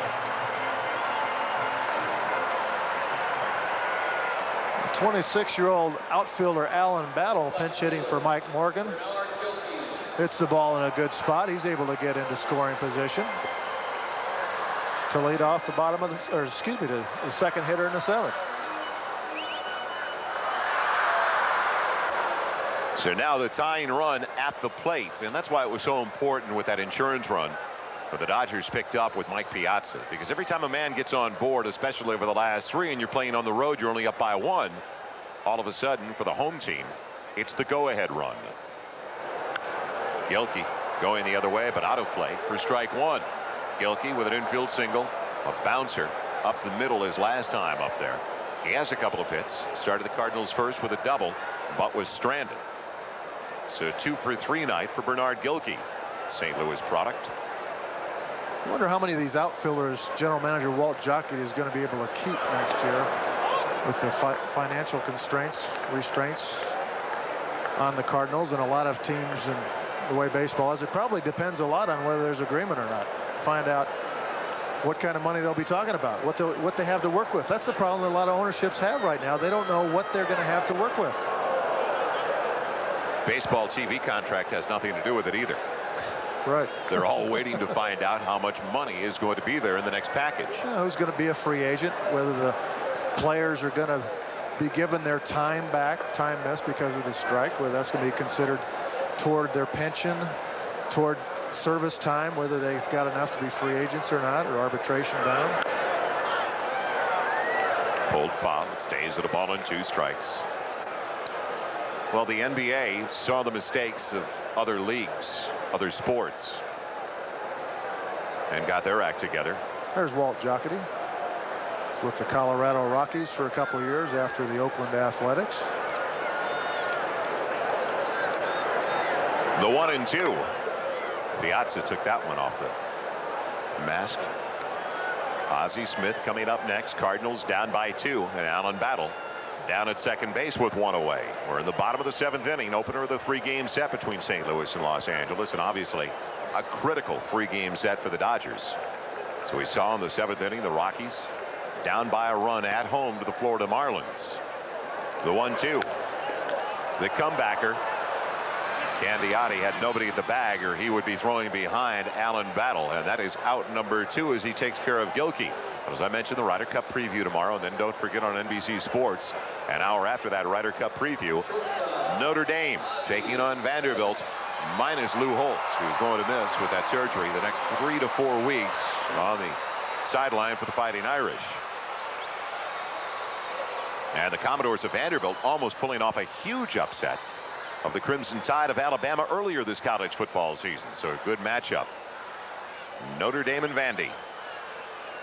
It's at Notre Dame. Always like to go to Nashville. The Vandy camp is a beautiful one. Ozzie Smith bats with 2 away, still the man in scoring position. Now getting back to Walt Jocketty, the St. Louis general manager, Joel.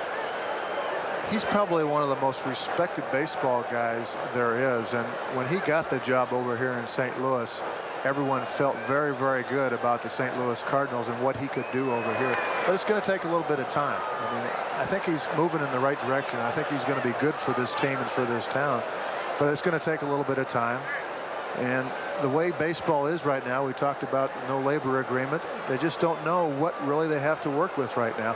You look at the current Cardinals manager, Mike Jorgensen, who's now doing double duty. He was the farm director, and he's still trying to do that part-time as he's managing this ball club. So there's going to have to be a decision made there as to which way Mike Jorgensen should go after this year. Does he go back to the farm department, or does he does Walt Jocketty feel he does a good enough job this year to get that job full-time? It's still an interim job. Of course, I've said before, all managers' jobs are interim as far as I'm concerned.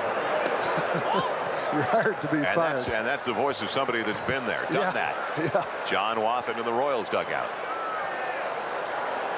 Well, the inkling that I've picked up on and just the undercurrent is that this is going to be the only season for Jorgensen that he is back to the front office.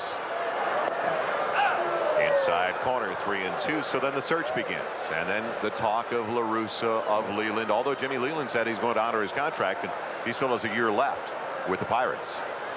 Well, it's been a while since Jorgensen had managed. He managed in AAA back in 87, 88, 89 in Louisville for the Cardinals. The knuckler induces the pop-up from the Wizard, and Butler closes out the St. Louis half of the 7th, so they don't take advantage of that one-out double by Battle. 4.2 earned run average, solid on the homestand so far, as the Cardinals, just about everybody's been solid on this homestand. They've taken all 6 over the Padres and the Giants. This is the opener of the 3-game set with the Dodgers.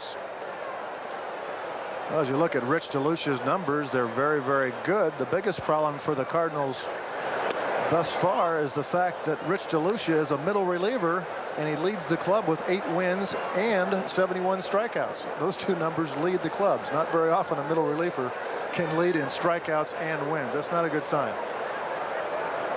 It's been that kind of year for the Cardinals. Mondesi a little bit late on the fastball. Ball and a strike. Mondesi, DeShields, and Wallach coming up. There you see the pitching coach of the Cardinals in his first year at the big league level, Mark Riggins. Been with the Cardinals quite a while. 12 years in the minor leagues as a pitching coach with the Cardinals. And he had nice assistants. He's got Bob Gibson helping him out as well. 3 Hall of Famers on this staff. How about that? If you're a kid coming up to big leagues, you got Red Schoendienst, Bob Gibson, and Lou Brock coming around once in a while. Wow. Just pretend you're a sponge. Exactly.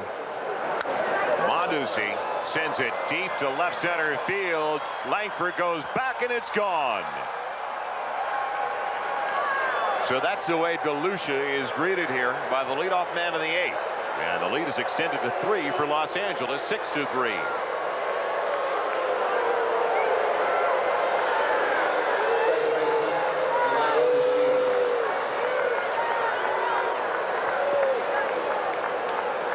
Mondesi crushes this fastball from Rich DeLucia. You see where it is, and a ball like that by a big league hitter is usually crushed.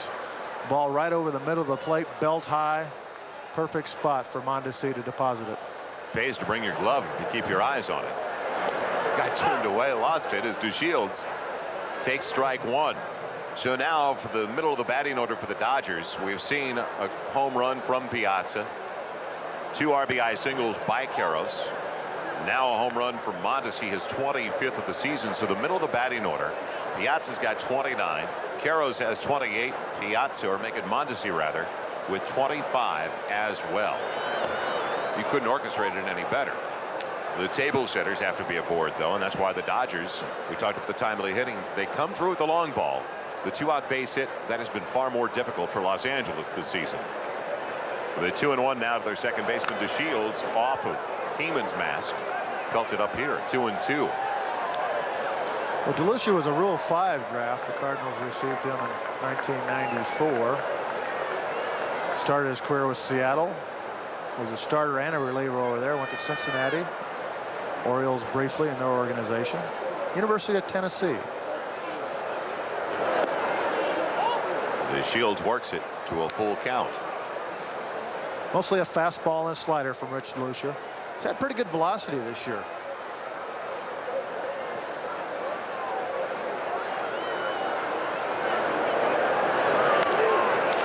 Popped up behind third. Gilkey coming in. That's the first out here in the 8th.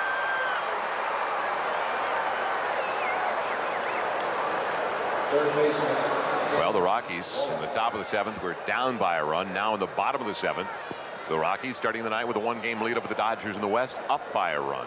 How about the players that say every once in a while, Joe, we don't watch the scoreboard this time of year? Yeah, and the check's in the mail. Right.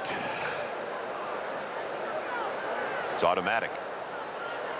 Eli Wallach. What a great series he had over in Chicago, just coming off the DL. 7 for 13, a couple of home runs, 5 RBI.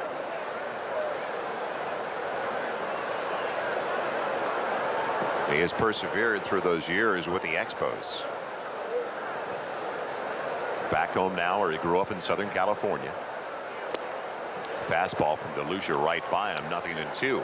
Dodgers are coming off an emotional loss in Chicago the other day. They were behind by 3 or 4 runs late in the game, came back to tie it. Yes, in at the 9th 6. inning. Had a chance to win it, should have won it in the 11th, and lost it in the 13th.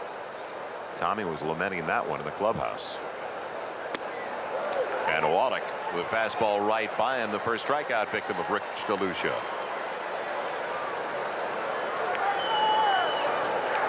Well, that really emphasizes with that loss the other day, even though Colorado lost, how important this ball game is. You see Tommy looking at the scorecard along with Billy Russell, his bench coach. Now, as it stands right now, the Dodgers, if they finish with a wild card, would face the Atlanta Braves in the first round of the playoffs. Believe it or not, though, because of the commitments they had to make to stadiums, the series would start Chavez Ravine at Dodger Stadium.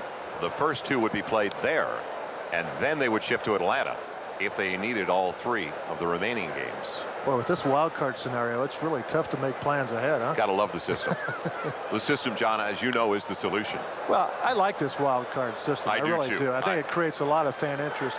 You know, right now, the Dodgers and the Colorado Rockies would be something like 7 or 8 games back if they're in the old Western Division and playing for nothing. The Cardinals would be playing for nothing. So really, it creates a lot of interest, a lot of fan interest all across the country. I agree. I agree. And, you know, the dog days of August, the new meaning now, because all of a sudden the Seattle Mariners and teams that were never a factor, never had a little sliver of light when it came to playoff competition, they've all of a sudden picked up spirit and the community interest up in the Northwest and some of the other markets like that. Dips down and away, and it's 3-1 now. Roger Cedeno, his first at bat after taking over defensively a couple of innings ago for Roberto Kelly out in the left. 3-run lead for the Dodgers. We're in the top of the 8th inning with 2 away and the base is empty. Believe me, I appreciate it doing Wednesday night baseball. Yeah. Pulled foul. Well, Roger Cedeno is another young Latin player. The Dodgers do such a great job in their Latin American scouting. You look down their roster and you see all the Latin players. Cedeno is just 21 years old. We've got Karim Garcia on the bench, a 19-year-old from Mexico. You've got Carlos Hernandez on the bench, a catcher. You've got Roberto Kelly, Raul Mondesi. Tell you what, they do a great job. You talk about the pitching staff, Ramon Martinez. They do a great job, and something probably that a lot more clubs need to do. The Dodgers truly have the international flavor, and I'm not saying that because Nomo has joined them this year. But as you know, for many years, the Dodgers all over Latin America, as well as the Far East, they always took tours of Japan and the Far East. Nice inside-out swing by Roger Cedeno. So it's paying dividends, and it continues to for the Dodgers. Nomo exhilarated by the developments, as you can see there.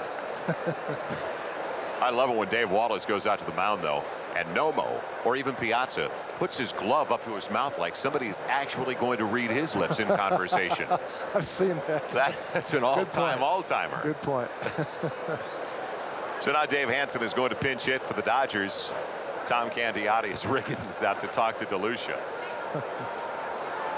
Urbani up in the Cardinal pen. Oh, just received the attendance tonight, Joel. Good Friday night crowd. 26,044. Good baseball town. Real solid baseball town. And obviously now one of the better NFL towns as well. Oh. They have lost it. They had a lot of trouble with the turf here last week. You know, the first ball game for the Rams coming in here. They zipped in the base paths, the cutout areas around first, second, third, home, and the mound, and had some trouble with the seams. They had to take them back up and just use the dirt. Not a bad idea. Yeah. We could have used that, and I did what I tried to do. Chargers and Oilers a few weeks back during the preseason as Hansen, the pinch hitter, takes it low for ball one. You tried to do it, yeah. I tried to do it. It was the third preseason of the game and helping out San Diego television with Randy Cross. And we got there and we were at Papacito's about an hour and a half later in Houston for tostadas. We didn't plan on it that way, but they canceled the game. We thought we were calling a horse race. They canceled because of turf conditions. Oh, good. The 1-0 now. Instead, bringing back Cedeno to first. Hansen has really been a pet project of Tommy Lasorda's. He's always out early for hitting against Lasorda, who's a southpaw, and never mind brushing anybody back during BP. A good contact hitter. Always hit for high average for minor leagues. Hasn't shown a lot of power. Third baseman primarily. Let's see what he does, though. Now he's ahead 2-0. Well, if I'm him, I'm going to look for one pitch and one pitch only, and that's going to be a fastball out away from me, something that I can get extended on. Good call, partner. I guess you never caught. Well, not as much as I would have liked to. I was in the bullpen a heck of a lot for a lot of years.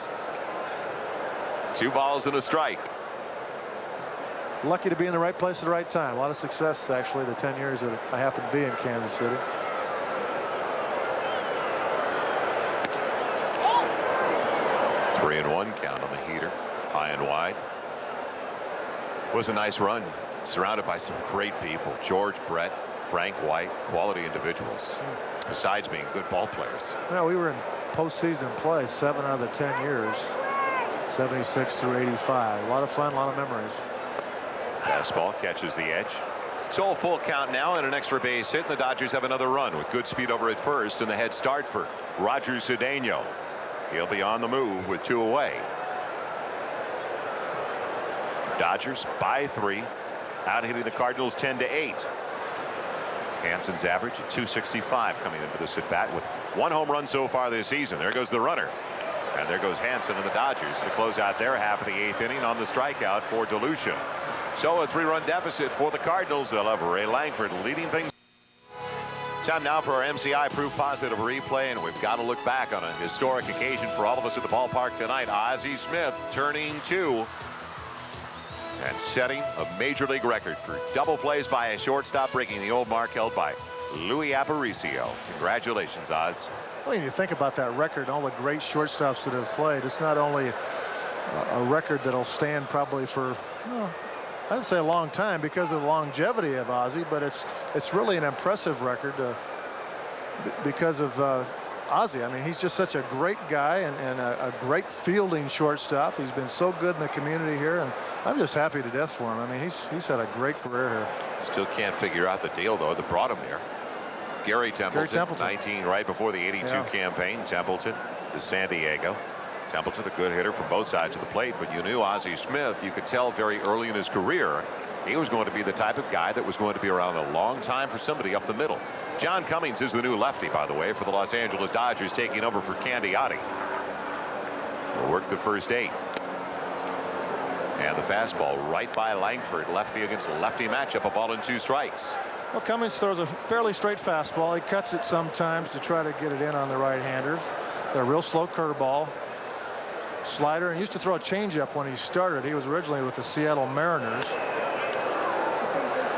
High in the eyes heat, and Langford could not lay off it. So an auspicious start to the 8th for Cummings, and there's 1 down. Cummings from nearby Anaheim, California. Went to Canyon High School, USC. 8th round pick by Seattle in 1990. Just 26 years old.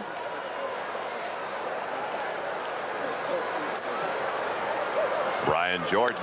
First ball swinging in the hole, cut off by Wallach. Fine play, but the Dodgers third baseman for out number 2. Got it on the short hop. Took the pressure off his shortstop, little Chad Fonville. You hear as Fonville said something, because that produces a smile out of Wallach.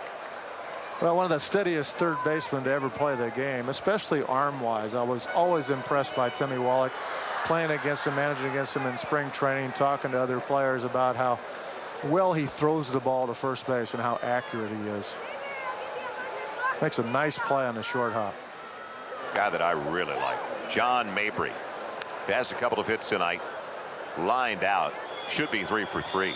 Hit Fonville right beyond the second base bag, back in the first, his first at bat.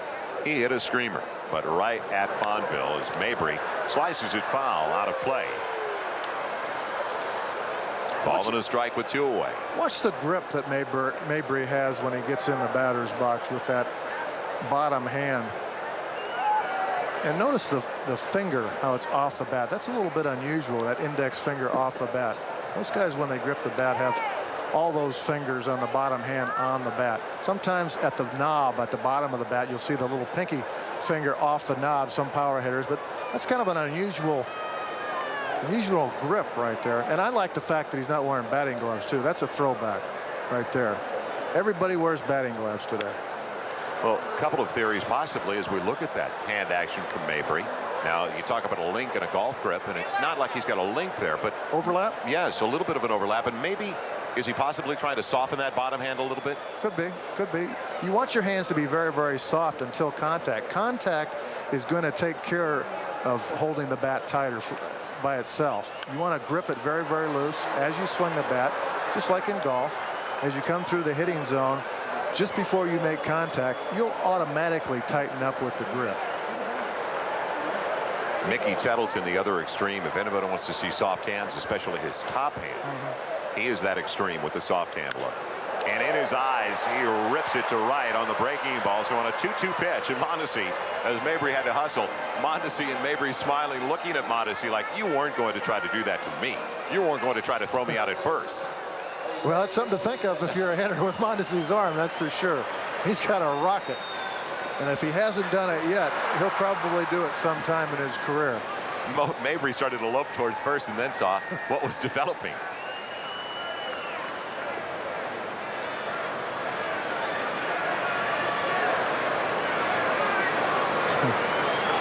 So Raul Mondesi getting it in, and now a serious summit at the mound as Cummings departs. And we've got a pitching change for Los Angeles with 2 away and a runner aboard for the Cardinals. Third hit of the night for Mabry. He should be 4 for 4. He is 3 for 4. Antonio Osuna coming in for Los Angeles, and ever since they called him up from Albuquerque a little more than a month ago, he has been phenomenal. He started the season with the Dodgers, had problems, too many high fastballs that were leaving the yard, but they worked things out when he went down to their AAA affiliate in Albuquerque. We'll come right back, take a look at the numbers for Osuna, especially since he rejoined the club. It's a 6-3 lead for the Dodgers over the Cardinals, with 2 away in the bottom of the 8th inning, and Mabry aboard for St. Louis. We'll be right back to Busch. Welcome back to St. Louis. It is a 1-1 count now, and the Cardinals third baseman Jose Oliva. He has knocked in 2 runs tonight on 2 ground ball outs, as he is 0 for 3. 6-3 lead for Los Angeles. Mabry over at first, and Antonio Osuna has taken over for the Dodgers as he tries to paint the black, doesn't get the call. At 3.76 ERA, sliding down now in 32 games, but since he came back from Albuquerque, Osuna has been on fire. That was on the 25th of July. He returned. In 21 games since coming back, he's allowed an earned run only once. And right in his eyes. Oliva, the rookie, going for it. Well, you like power. This guy's got some power. Antonio Osuna, 22 years old. Mexican free agent back in '91. He once struck out 15 batters in a row in 1993 to set a Mexican Pacific League record. 95-mile-an-hour fastball or better. He's even now. 2 balls and 2 strikes. And it's driven up the middle. Oliva went out and got it. Back-to-back 2-out hits for the Cardinals.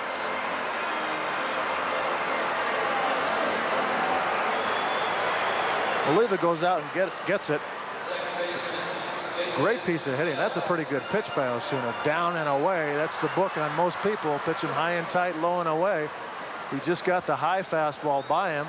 Throws a good pitch down and away. And I'm impressed with Jose Oliva and his approach to that particular at bat. Over the last 21 games is David Bell. With a 4-game hitting streak is 0 for 3 so far tonight. Over the last 21 games, Osuna 1-0 with a 1.13 earned run average. Now let's see if he tries to overpower the middle infielder. No surprise there. Strike 1. One of the reasons that high fastball is so effective, obviously, is the speed up high in the strike zone. It's tough for a hitter to catch up to it.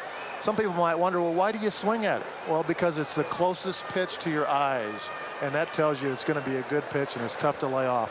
But it's tough to hit it when it's 95 miles an hour. Check that on Bell. It's actually a 7-game hitting streak on the line as he fouls it away, and quickly in a 0-2 hole. It's interesting you mentioned that he is a native of Mexico, and they have Ishmael Valdez as well, a 22-year-old that I think is going to be the star of their staff down the road. He's in the starting rotation. He'll work the series finale here in St. Louis on Sunday. Surprised the Dodgers have not had more products out of Mexico, because there's a decent brand of baseball, to say the least, down there. The 0-2. Breaking ball. Ball and 2 strikes.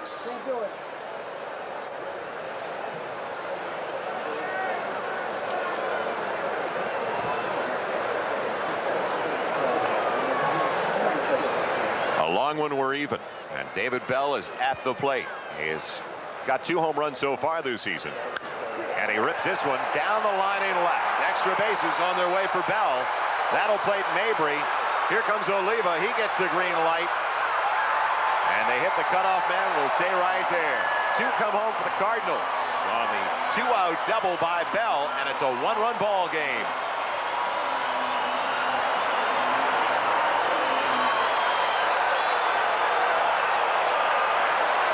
Big base hit by David Bell. Ball in the inner third, and he just turns in that ball. He gets the head out and drives it down the left field line to drive in 2. We've got a 1-run ball game, Joel. 6-5. Dodgers on top, and don't forget, in the bottom of the 7th, that last update we had, the Rockies were on top of the Marlins 4-3.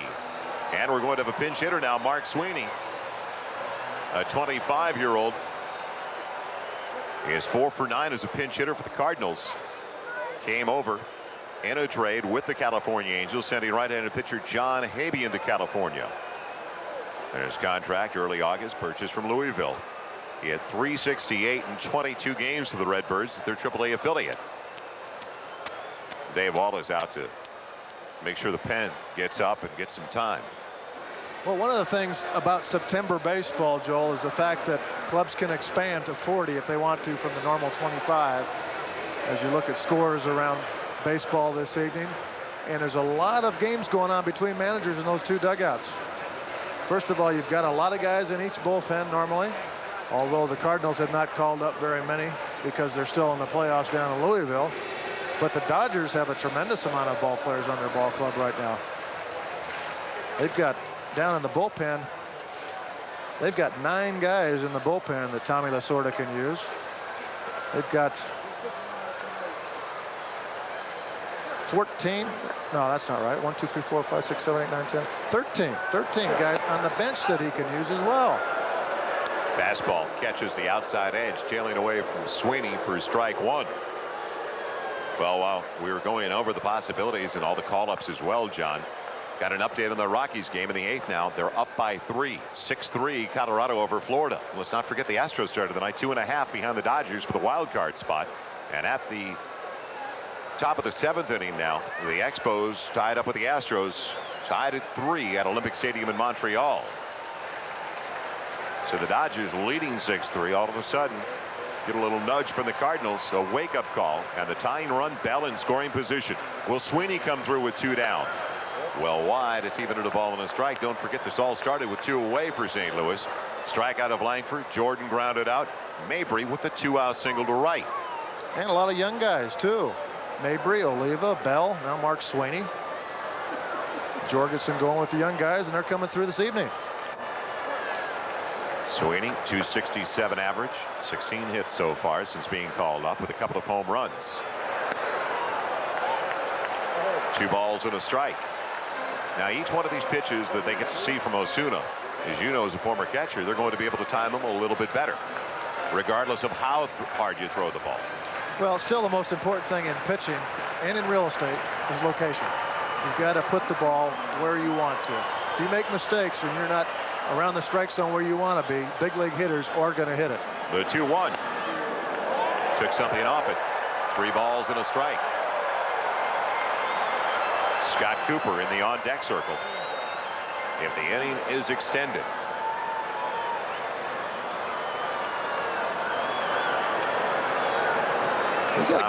Tommy can't believe it.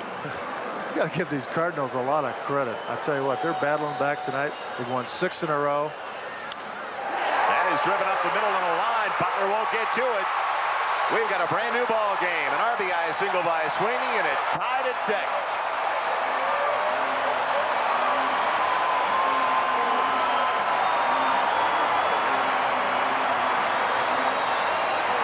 Four consecutive 2-out hits for St. Louis. They've out-hit the Dodgers 12-10, and they've drawn even in the bottom of the 8th. Good swing. Sweeney goes down and gets it. Drives in the tying run. As you look at David Bell coming around third base. No chance for Brett Butler to make a play on him at the plate. Location is down, and Mark Sweeney is a low ball hitter right where he likes it. And another pitching change by the Dodgers as Dave Wallace heads to the mound.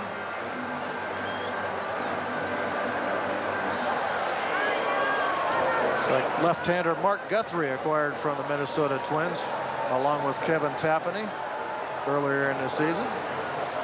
So Mark Guthrie, 4th pitcher of the night for a nervous Tommy Lasorda. Who sees that 6-3 lead disintegrate here in the bottom of the 8th inning in St. Louis.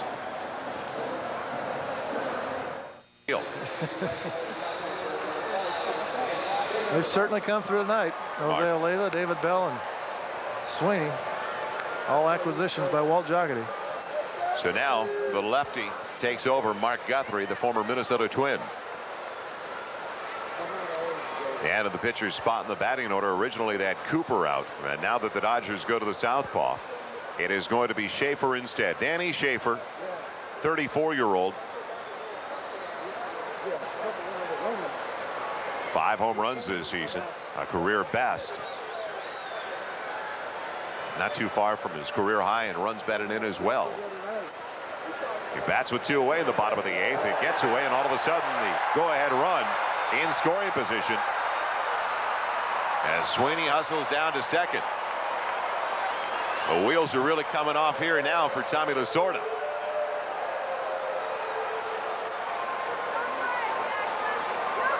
Well, this is stomach grind time for a manager this time of year. Well, that's about a 57-footer, and Piazza has no chance. Not a very good first pitch by left-hander Mark Guthrie. Well, it's interesting the way things develop, because Cummings looked like he had a pretty good stuff. He gave up the 1 or 2 out single to Mabry, and all of a sudden a quick hook. Yeah, we got 2 outs and not much going on. Base hit by Mabry, and it's all come after 2 outs. Tied at 6, bottom of the 8th. Dodgers have led it every step of the way. They've never trailed in this contest.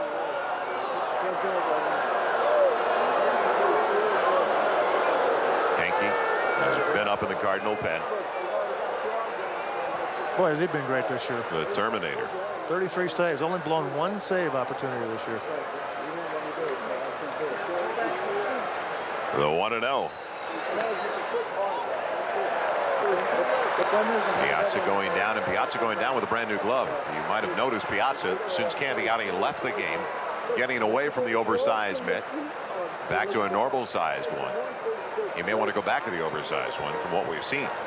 2-0 now. The pinch hitter Schaefer. He was after it all the way. You could see that he wanted the 2-0 fastball. It was down in the dirt, though, and he helped out the pitcher. 2 balls and a strike. In case you're wondering, with all these changes, the Cardinals just have 2 hitters left on the bench, Trip Cromer, Jose Oquendo. The Dodgers have many.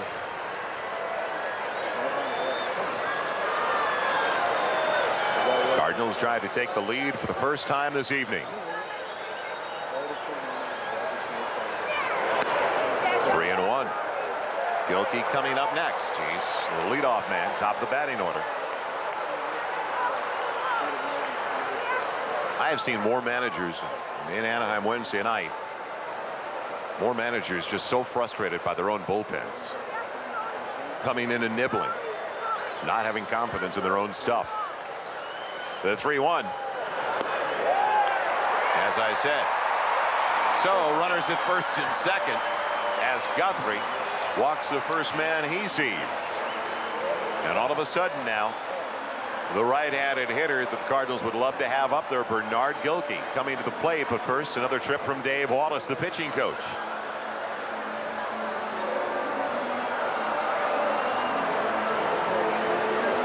Rockies leading 6-3 in their game.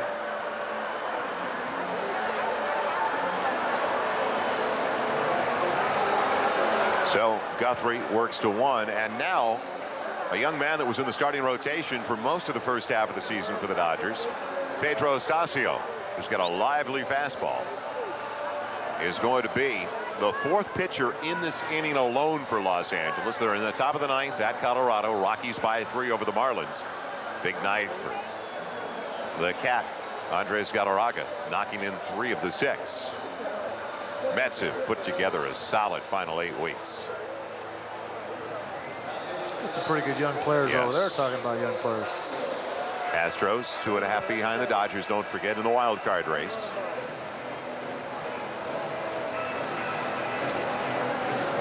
If Pedro Estacio could control his heat, so I think he'd still be in the starting rotation for the Dodgers. Well, one of the things that I've noticed about Estacio is the fact that he gets under some fastballs from time to time. Needs to stay on top a little bit more, but he's got a great arm. Good movement. See the Mariners with that lead while the Yankees are getting rocked. And the Mariners with a half-game lead in the American League wild card race over New York, try to extend it to a 1.5 over the Yankees. So now Pedro Estacio. These are the kind of games that you'd rather be up here in the booth announcing than managing right here, Joe. I'll tell you what, this is gut-wrenching time. So Estacio, the 4th in the inning and the 5th overall as you look at his numbers in 96 plus this year. And for those of you that have been watching possibly that Rockies game in a 6-3 victory out in Colorado, welcome to St. Louis. Joel Meyers along with John Wathan. It is a brand new ball game for the Cardinals. To the delight of Rocky fans, Cardinals trailed ever since the beginning. Dodgers took a 2-0 lead after 3. The Dodgers in fact had a 6-3 lead going into the bottom of the 8th, and the first 2 Redbirds were retired before Mabry came up with a single. Then Oliva, Bell, and the pinch hitter also followed. Now a walk to Sweeney, or make it Schaefer with Sweeney down at second, and the opportunity for the Cardinals to take their first lead of the game. We understand the Met Philly viewers have also just joined us. Bernard Gilkey, St. Louis native, leading the squad in average at 301 coming into the game. Working on a 2-for-4 night so far. Waiting for the first pitch from Astacio. Fastball over the outside edge for strike one. Joel Meyers along with John Waffen. 13 home runs so far this season. The young man that went to University City High School. Dodgers had an opportunity to win in extra innings their last game of that Chicago series. Couldn't capitalize in the 11th with some timely hitting and lost it in 13. Now they look at another one possibly getting away. The 0-1. Ball and a strike to Gilkey. The Wizard is in the on-deck circle. Ozzie Smith due to come up next. Lofty numbers for Gilkey in the same situations. The one reason Astacio's had control problems, Joel, is the way he falls off the mound. He needs to come at the hitter just a little bit better. Watch his follow through and see where he ends up. Fouled off to the right side and out of play. Not exactly prototypical fielding position. No, that was actually a little bit better than the prior two pitches. But that'll cause a lot of problems if you don't go right at the hitter with your follow through. Step right to him. Most good pitchers, their front foot will land in the same spot just about every single time. He has given up 11 home runs on the year. He does have 71 strikeouts in those 96+ innings. Opponents hitting at a 266 clip off Astacio so far. So the Rockies winners 6-3 over the Marlins. The Dodgers all even now in this opener of the 3-game set with the Cardinals, as the Cardinals came in with a 6-game winning streak. The 1-2, and he gets him. A downer to Gilkey, and what a pitch by Astacio. But the Cardinals do battle back, and it all came with 2 aways. They scored 3 in the bottom of the 8th, and we go to the 9th, tied at 6.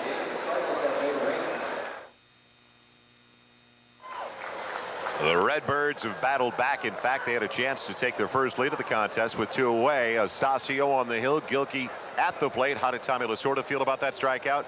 It's about time. So the Cardinals strand a couple. And now the top of the batting order coming up to face the Terminator. Tom Henke, as you mentioned, he has put together a remarkable year. Oh, he's been outstanding. Tom Henke, it's his 6th time in his career that he's saved over 30 ball games. Only had 1 blown save. 6th on the all-time save list, 308. 33 this year. Kind of unusual to come in a tie situation like this, but at home there's not really a save situation here, so I'm sure manager Mike Jorgensen liked to get an inning or 2 out of Tom. He's been used primarily for 1 inning this year. When in Texas the last couple of years, Kevin Kennedy, get it out, used him for a couple 3 innings from time to time, and Tommy didn't like that quite as well. He had been used to that role in Toronto, just throwing 1 inning at a time. And Jorgensen's used him very, very well this year. He's been very effective. The 1-1, and Butler slices into the Dodger dugout foul. Butler is always going to be shaded over to the left field line. In fact, I've seen left fielders, and Gilkey is in that direction, but I have seen left fielders like Barry Bonds, who sees Butler regularly in his years with the Dodgers, almost on top of the line. Well, he's not going to turn on too many pitches from Tom Henke, that's for sure. Henke with the advantage, the 1-2. Even at 2 balls and 2 strikes. Butler, Fonville, and then Popeye. Piazza coming up. I bring up Popeye because of those forearms, and it's been a productive night for the middle of the batting order. Piazza, Queiroz, and Mondesi. 6 runs and 10 hits for LA. But even now in the 9th, did he go around as they appeal? Yes. And he's rung up by Paul Runge, the 3rd base umpire. Well, Baseball Night in America is being brought to you by Pro Player. When you wear a Pro Player jacket, it's not just a jacket you wear, it's an attitude. Oldsmobile and your local Olds retailers. Sprint Business. We help business do more business. And right now, the Cardinals are in business, and the Rockies in their clubhouse are loving it. Fonville has bunt his way aboard. He had a bunt base hit right after Butler's bunt base hit in the 3rd. They'll dink you to death, won't they? The top 2 here. That's his only hit of the night. He's also got a sacrifice, so he's 1 for 3. Into the corners, especially Oliva at third, looking for the possibility of the bunt. Inside edge, ball in a strike. Good placement of the fastball by Henke. One of the reasons, Joel, that Henke has been so successful this year is the fact that he's gotten ahead of hitters very, very well. Makes a big difference when you come out of that bullpen and throw strike one consistently. Slicing it, foul, into the Dodger pen, and just out of the reach of Bernard Gilkey. Henke still hadn't decided whether he wants to continue to play next year. He's talked of retirement. Really happy to be in St. Louis, though. Lives in Jefferson City, not too far away from the St. Louis area, and decided that if he's going to play, it's going to be somewhere close to home. So the Cardinals are hoping they can get together with him and bring him back for next year, I'm sure. Fastball doesn't miss by much. Well, obviously, you're a show-me state kind of guy. Oh, yeah. You enjoy living in Kansas City. After having grown up in California and San Diego, too. Great place to raise a family, that's for sure. Bonville in the hole and through for a base hit. A one-out single for the Dodgers spark plug. He has played short, he's played second, he's been in the outfield. Anything they've asked of the young man that they picked up on Expos or on waivers from the Expos, he has done it and done it well. Well, one of the things the Cardinals aren't sure about is the range by David Bell. He made a play like this in the 9th inning the other night against the Giants and Barry Bonds. Comes very, very close to making this play as well. He's an excellent third baseman. Hasn't played as much second base, though. Great effort there. Mike Piazza, his last at bat, hit one halfway up the bleachers, even more than that, into the bleachers and left for his 29th home run of the year. He has driven in a couple of runs, also with a base hit tonight. He is 2 for 4. Put Jordan, in fact, in between those two RBIs. Up against the wall in right. And this one he's handcuffed on and loops it into center, and Langford gets there in time after a late break. Seemed to fool the Cardinals center fielder at the outset of the play. Well, he didn't hit that ball as hard as Langford thought. Sometimes it's tough to judge a ball from the outfield. You can't really go by sound in a big ballpark. It's hard to tell sometimes where the ball hits on the bat. One of the things you don't want to do in this situation is have a ball get over your head. So his first thought is, can't let anything get over my head to score the go-ahead run from first base. Now the clutch hitter for the Dodgers, at least so far this evening, Eric Karros. All year long they've had problems with men in scoring position and 2 away. Both his RBI base hits came with 2 down. What about Fonville? Let's watch the lead he takes on Henke. And the move by Henke as well, because you've got to think Tommy wants to send that runner as soon as possible to get him into scoring position with 2 down. Well, he's a definite threat to steal a base. He's got 19 on the year, been caught 7 times. It's 2 outs. I got a feeling he might wait till later in the count. Eric Karros is a guy who can drive the ball and score him from first base with an extra base hit or a home run. So you don't want to take the chance of having him thrown out with one of your better hitters at the plate. Now, if he gets deep in the count, a couple of strikes, then you might see it. That's my feeling. Of course, I'm way up here. You get a lot smarter the further you get away from dirt. You know that? I like it. Your assessments are always accurate once you leave the dugout. Ball 1 to Karros. He delivers, just gets on base in any fashion. It's Mondesi in the on-deck circle. Tied at 6, top of the 9th inning with 2 away. Yeah, that's not a great choice. Eric Karros or Raul Mondesi.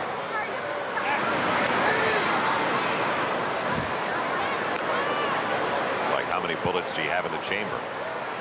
Well, I've got 2 in the chamber. Is not that large. I think he primarily fastball and a split finger or a fork ball, if you will. Throws a slider once in a while just to show it, but primarily a 2-pitch pitcher now. Doesn't throw quite as hard as he did at one time, but he's more accurate than he used to be. We talked about location being so very, very important earlier in the broadcast. And the one player who appreciates this, and you can as well, is Danny Schaefer, the catcher, who he's trying to help out just to keep Fonville close. Fonville getting that front foot out of the carpet just barely. The 1-0, not on the move, and it's ball 2. Well, you talk about the speed up rules of baseball, and this is one of the things that's changed a lot in the last 10, 15, 20 years. is the manager calling from the dugout the step off, the slide step, which is a quick pitch to the plate, the throw over. Used to be guys wouldn't do that very often on their own, and now the managers are calling it through their catchers, and that slows the game down a lot. 2-1, and what place came in on the hands of the power hitter. You know, the funny thing, Joel, about youngsters in baseball is they're always taught as kids to keep the ball away from this guy. He can't hit the ball away. Maybe because of the aluminum bats. With the aluminum bats in amateur ball now, it's very tough to jam a hitter. But for power hitters, for good hitters, that's where you've got to pitch them, is inside. You can't let them get extended.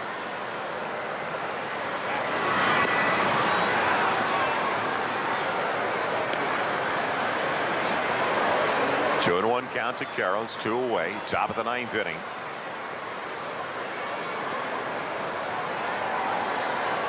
So much on the line for the Dodgers as the Cardinals try to play the role of the spoiler. Rockies have already won. Astros tied with the Expos in the 7th at 3. There goes the runner. Pitches inside. The throw not nearly in time. And a man in scoring position for Los Angeles.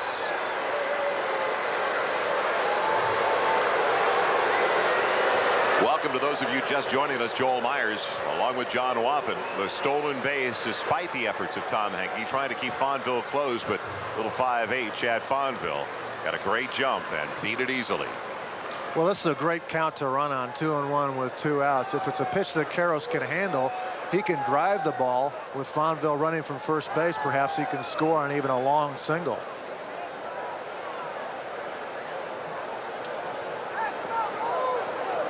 A great close-up shot by our camera crew. In easily under the low throw. Now they're possibly talking about, John, who do you want to work to? You're 3-1 to Karros. Would you rather the old unintentional intentional walk, see if you can keep it away and get him to go after it, or just put him aboard and deal to Mondesi? You know, I've had experience in that exactly in that exact thing you're talking about, and it's tough sometimes for some pitchers to pitch carefully to hitters. I think you're better off as a manager saying walk him or pitch to him with good stuff. Bottom fell out of that baby, and now a full count. Excuse me. I've seen a lot of balls where pitchers were trying to pitch around a guy go a long, long way because they missed.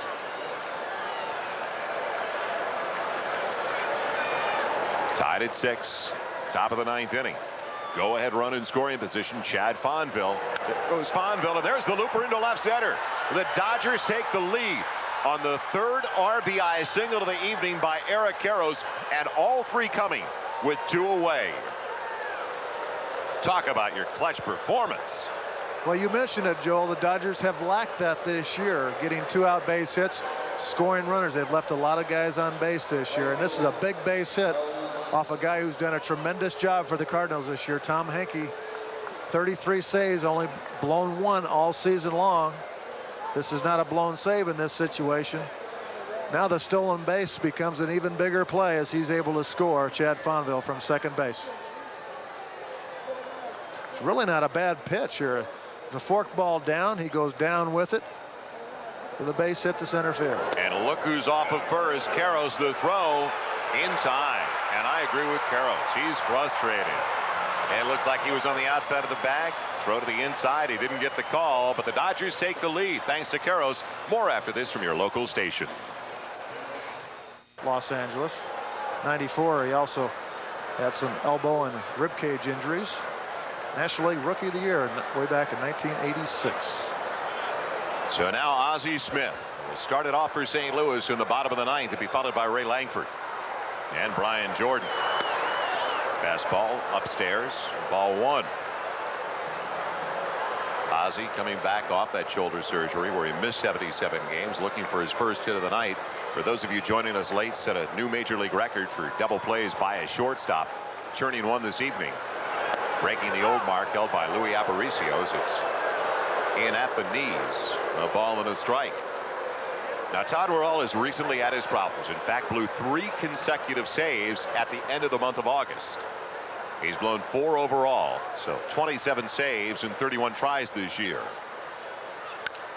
The bouncer, Fonville, gets it off the seam and gets him by a step. It took a little kangaroo hop where it looked like it hit that seam between the dirt right around the bag and the AstroTurf. Well, it happens every once in a while. Even on turf, you get a bad hop because of that scene. Fonville didn't panic, though. The youngster was able to make the play still on Ozzie. On a day off, the entire squad was at Todd Worrell's house yesterday out in West St. Louis County. You know, a lot of the guys from California, too, couldn't believe what you can buy in the Midwest. All the room in the world. Wally Joyner moved to Kansas City when he signed that deal with the Royals, and he's not coming home to California. That's right. Ray Langford with one away. First ball swinging down the line. It'll find the seats, and it's strike one. Langford with a monster home run covering 430 feet to straightaway center. His 23rd of the year to lead the Cardinals in that category. It came back in the 6th. Also has a base hit and a walk. He's working on a 2-for-3 evening. Well, much like Henke, Todd Worrell throws a fastball, a slider, and a splitter. A lot of relievers throw that split finger or fork ball. Not much different. You talk to a lot of pitching coaches. They all seem to say there's not a lot of difference. The fork ball is an older pitch used back in the 60s and 70s. Remember Elroy Face, the Pittsburgh Pirates? I think he won 16 games out of the bullpen. 16-1, I think, with that fork ball. Split finger, you just don't hold your hands, your two fingers, as far apart as you do with the fork ball. It's basically the same pitch. That was the downer, the fork ball. And it's a base hit to right for Langford, thinking about two. Will he challenge Mondesi? Yes, he will. And he succeeds against the National League leader in outfield assist. Langford in scoring position. Mondesi on top by a large margin with 16 assists. That was a difficult one to put on the brakes in right field. Well, Ray Langford is a tough guy to get out right now. He is on fire. And this double was created, as we mentioned earlier, from the batter's box. You can't think about this halfway down the line. Langford was running very, very hard as soon as he left the box, knowing what kind of arm Mondesi has. Big play for the Cardinals for him to get in scoring position. Two chances for the Cardinals now to score him. So Langford, the tying run, 15-game hitting streak. He assured himself of that early with a base hit in the 4th with his 3rd hit of the night. Great speed. A base hit from Jordan could tie it at 7. Fastball outside, ball 1. I am so impressed, Joel, by the Cardinals and the way they've come back in this ball game. They've won 6 in a row for listeners that weren't with us earlier on this homestand. They swept the Padres, swept the Giants. They're playing all these West Coast teams, this National League West, very, very tough here at home. The Shields cheating around the second base bag, trying to keep him close. There's a looper down the line, and it drops foul. Just off the end of the bat of Jordan, almost extra bases and a tie ball game. As I mentioned, at the end of the month of August, Worrell was losing his grip on the situation. He had saved 26 of his first 27 before blowing those 3 in a row. There you see the replay of that ball. Correct call, foul by a couple of feet. You know, Joel, the Cardinals went out to the West Coast and came back 1-8. Their only victory out there was that game that was forfeited at Dodger Stadium when all the balls came out onto the field. Yes. And you'd hate to think at the end of this season, however it turns out, that one game would be a deciding factor for this ball club, this Dodger ball club. You hated to see that happen.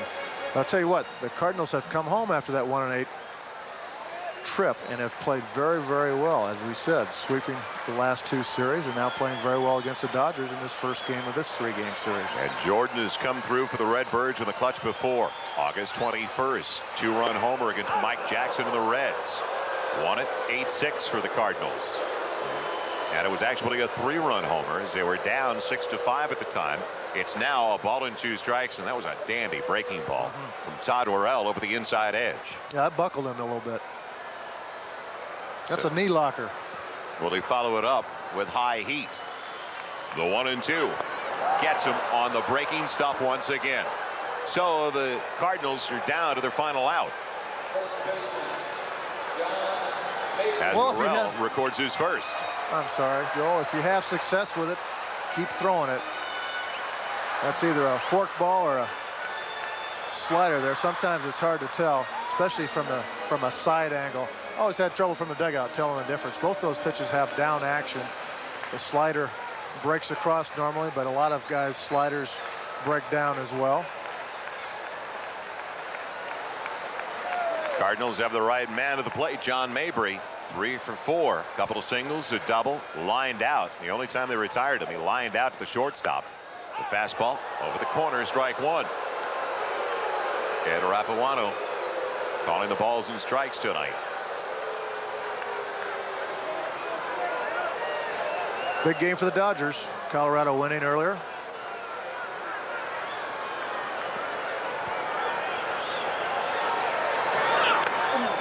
Off of Piazza. 0-2. Mabry has seen Worrell only a couple of times. He's 0 for 2. Struck out one of those 2 times. And now you make the call on 0-2. Breaking ball away. I'd say a split finger.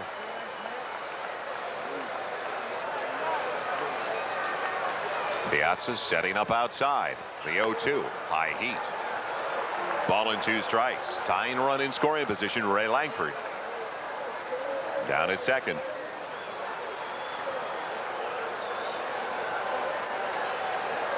$27,000 on hand tonight at Busch Stadium in St. Louis for an outstanding start to this 3-game set.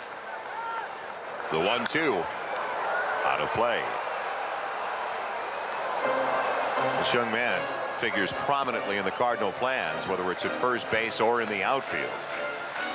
He is going to be in their opening day lineup for 1996. There's no doubt about that. He's gone away twice to Mabry, and Mabry has shown that he will go the other way. Will Piazza switch it off and come inside on this pitch? Going out there again. And it's a rope, but foul once again off the end of the bat.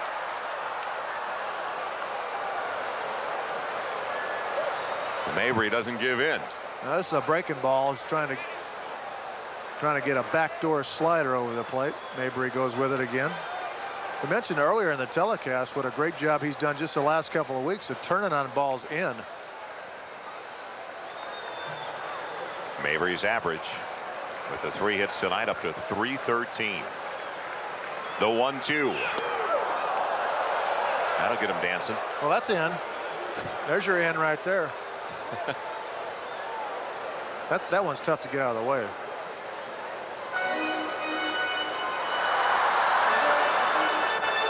That takes quite an athletic move to be able to get out of the way of that one, not get hit.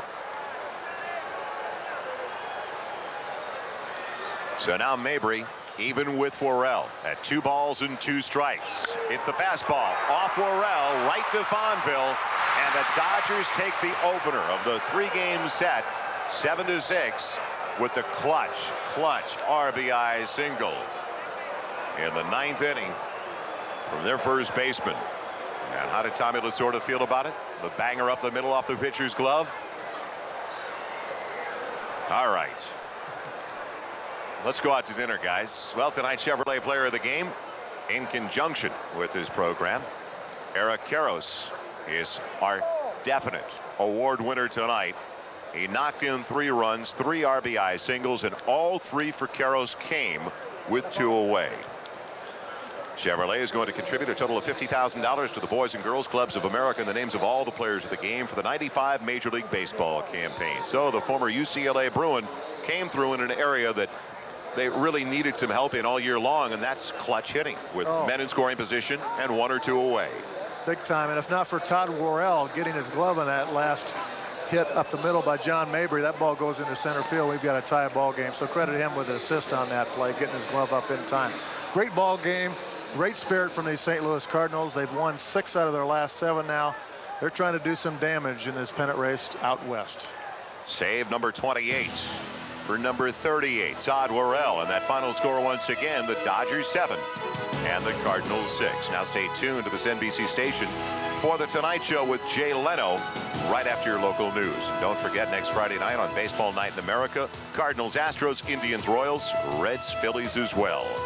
Now for John Wathan, I'm Joel Meyers. Thanks for joining us. The Dodgers needed it, they got it, and Karros came through in the clutch. So long, everybody, from St. Louis.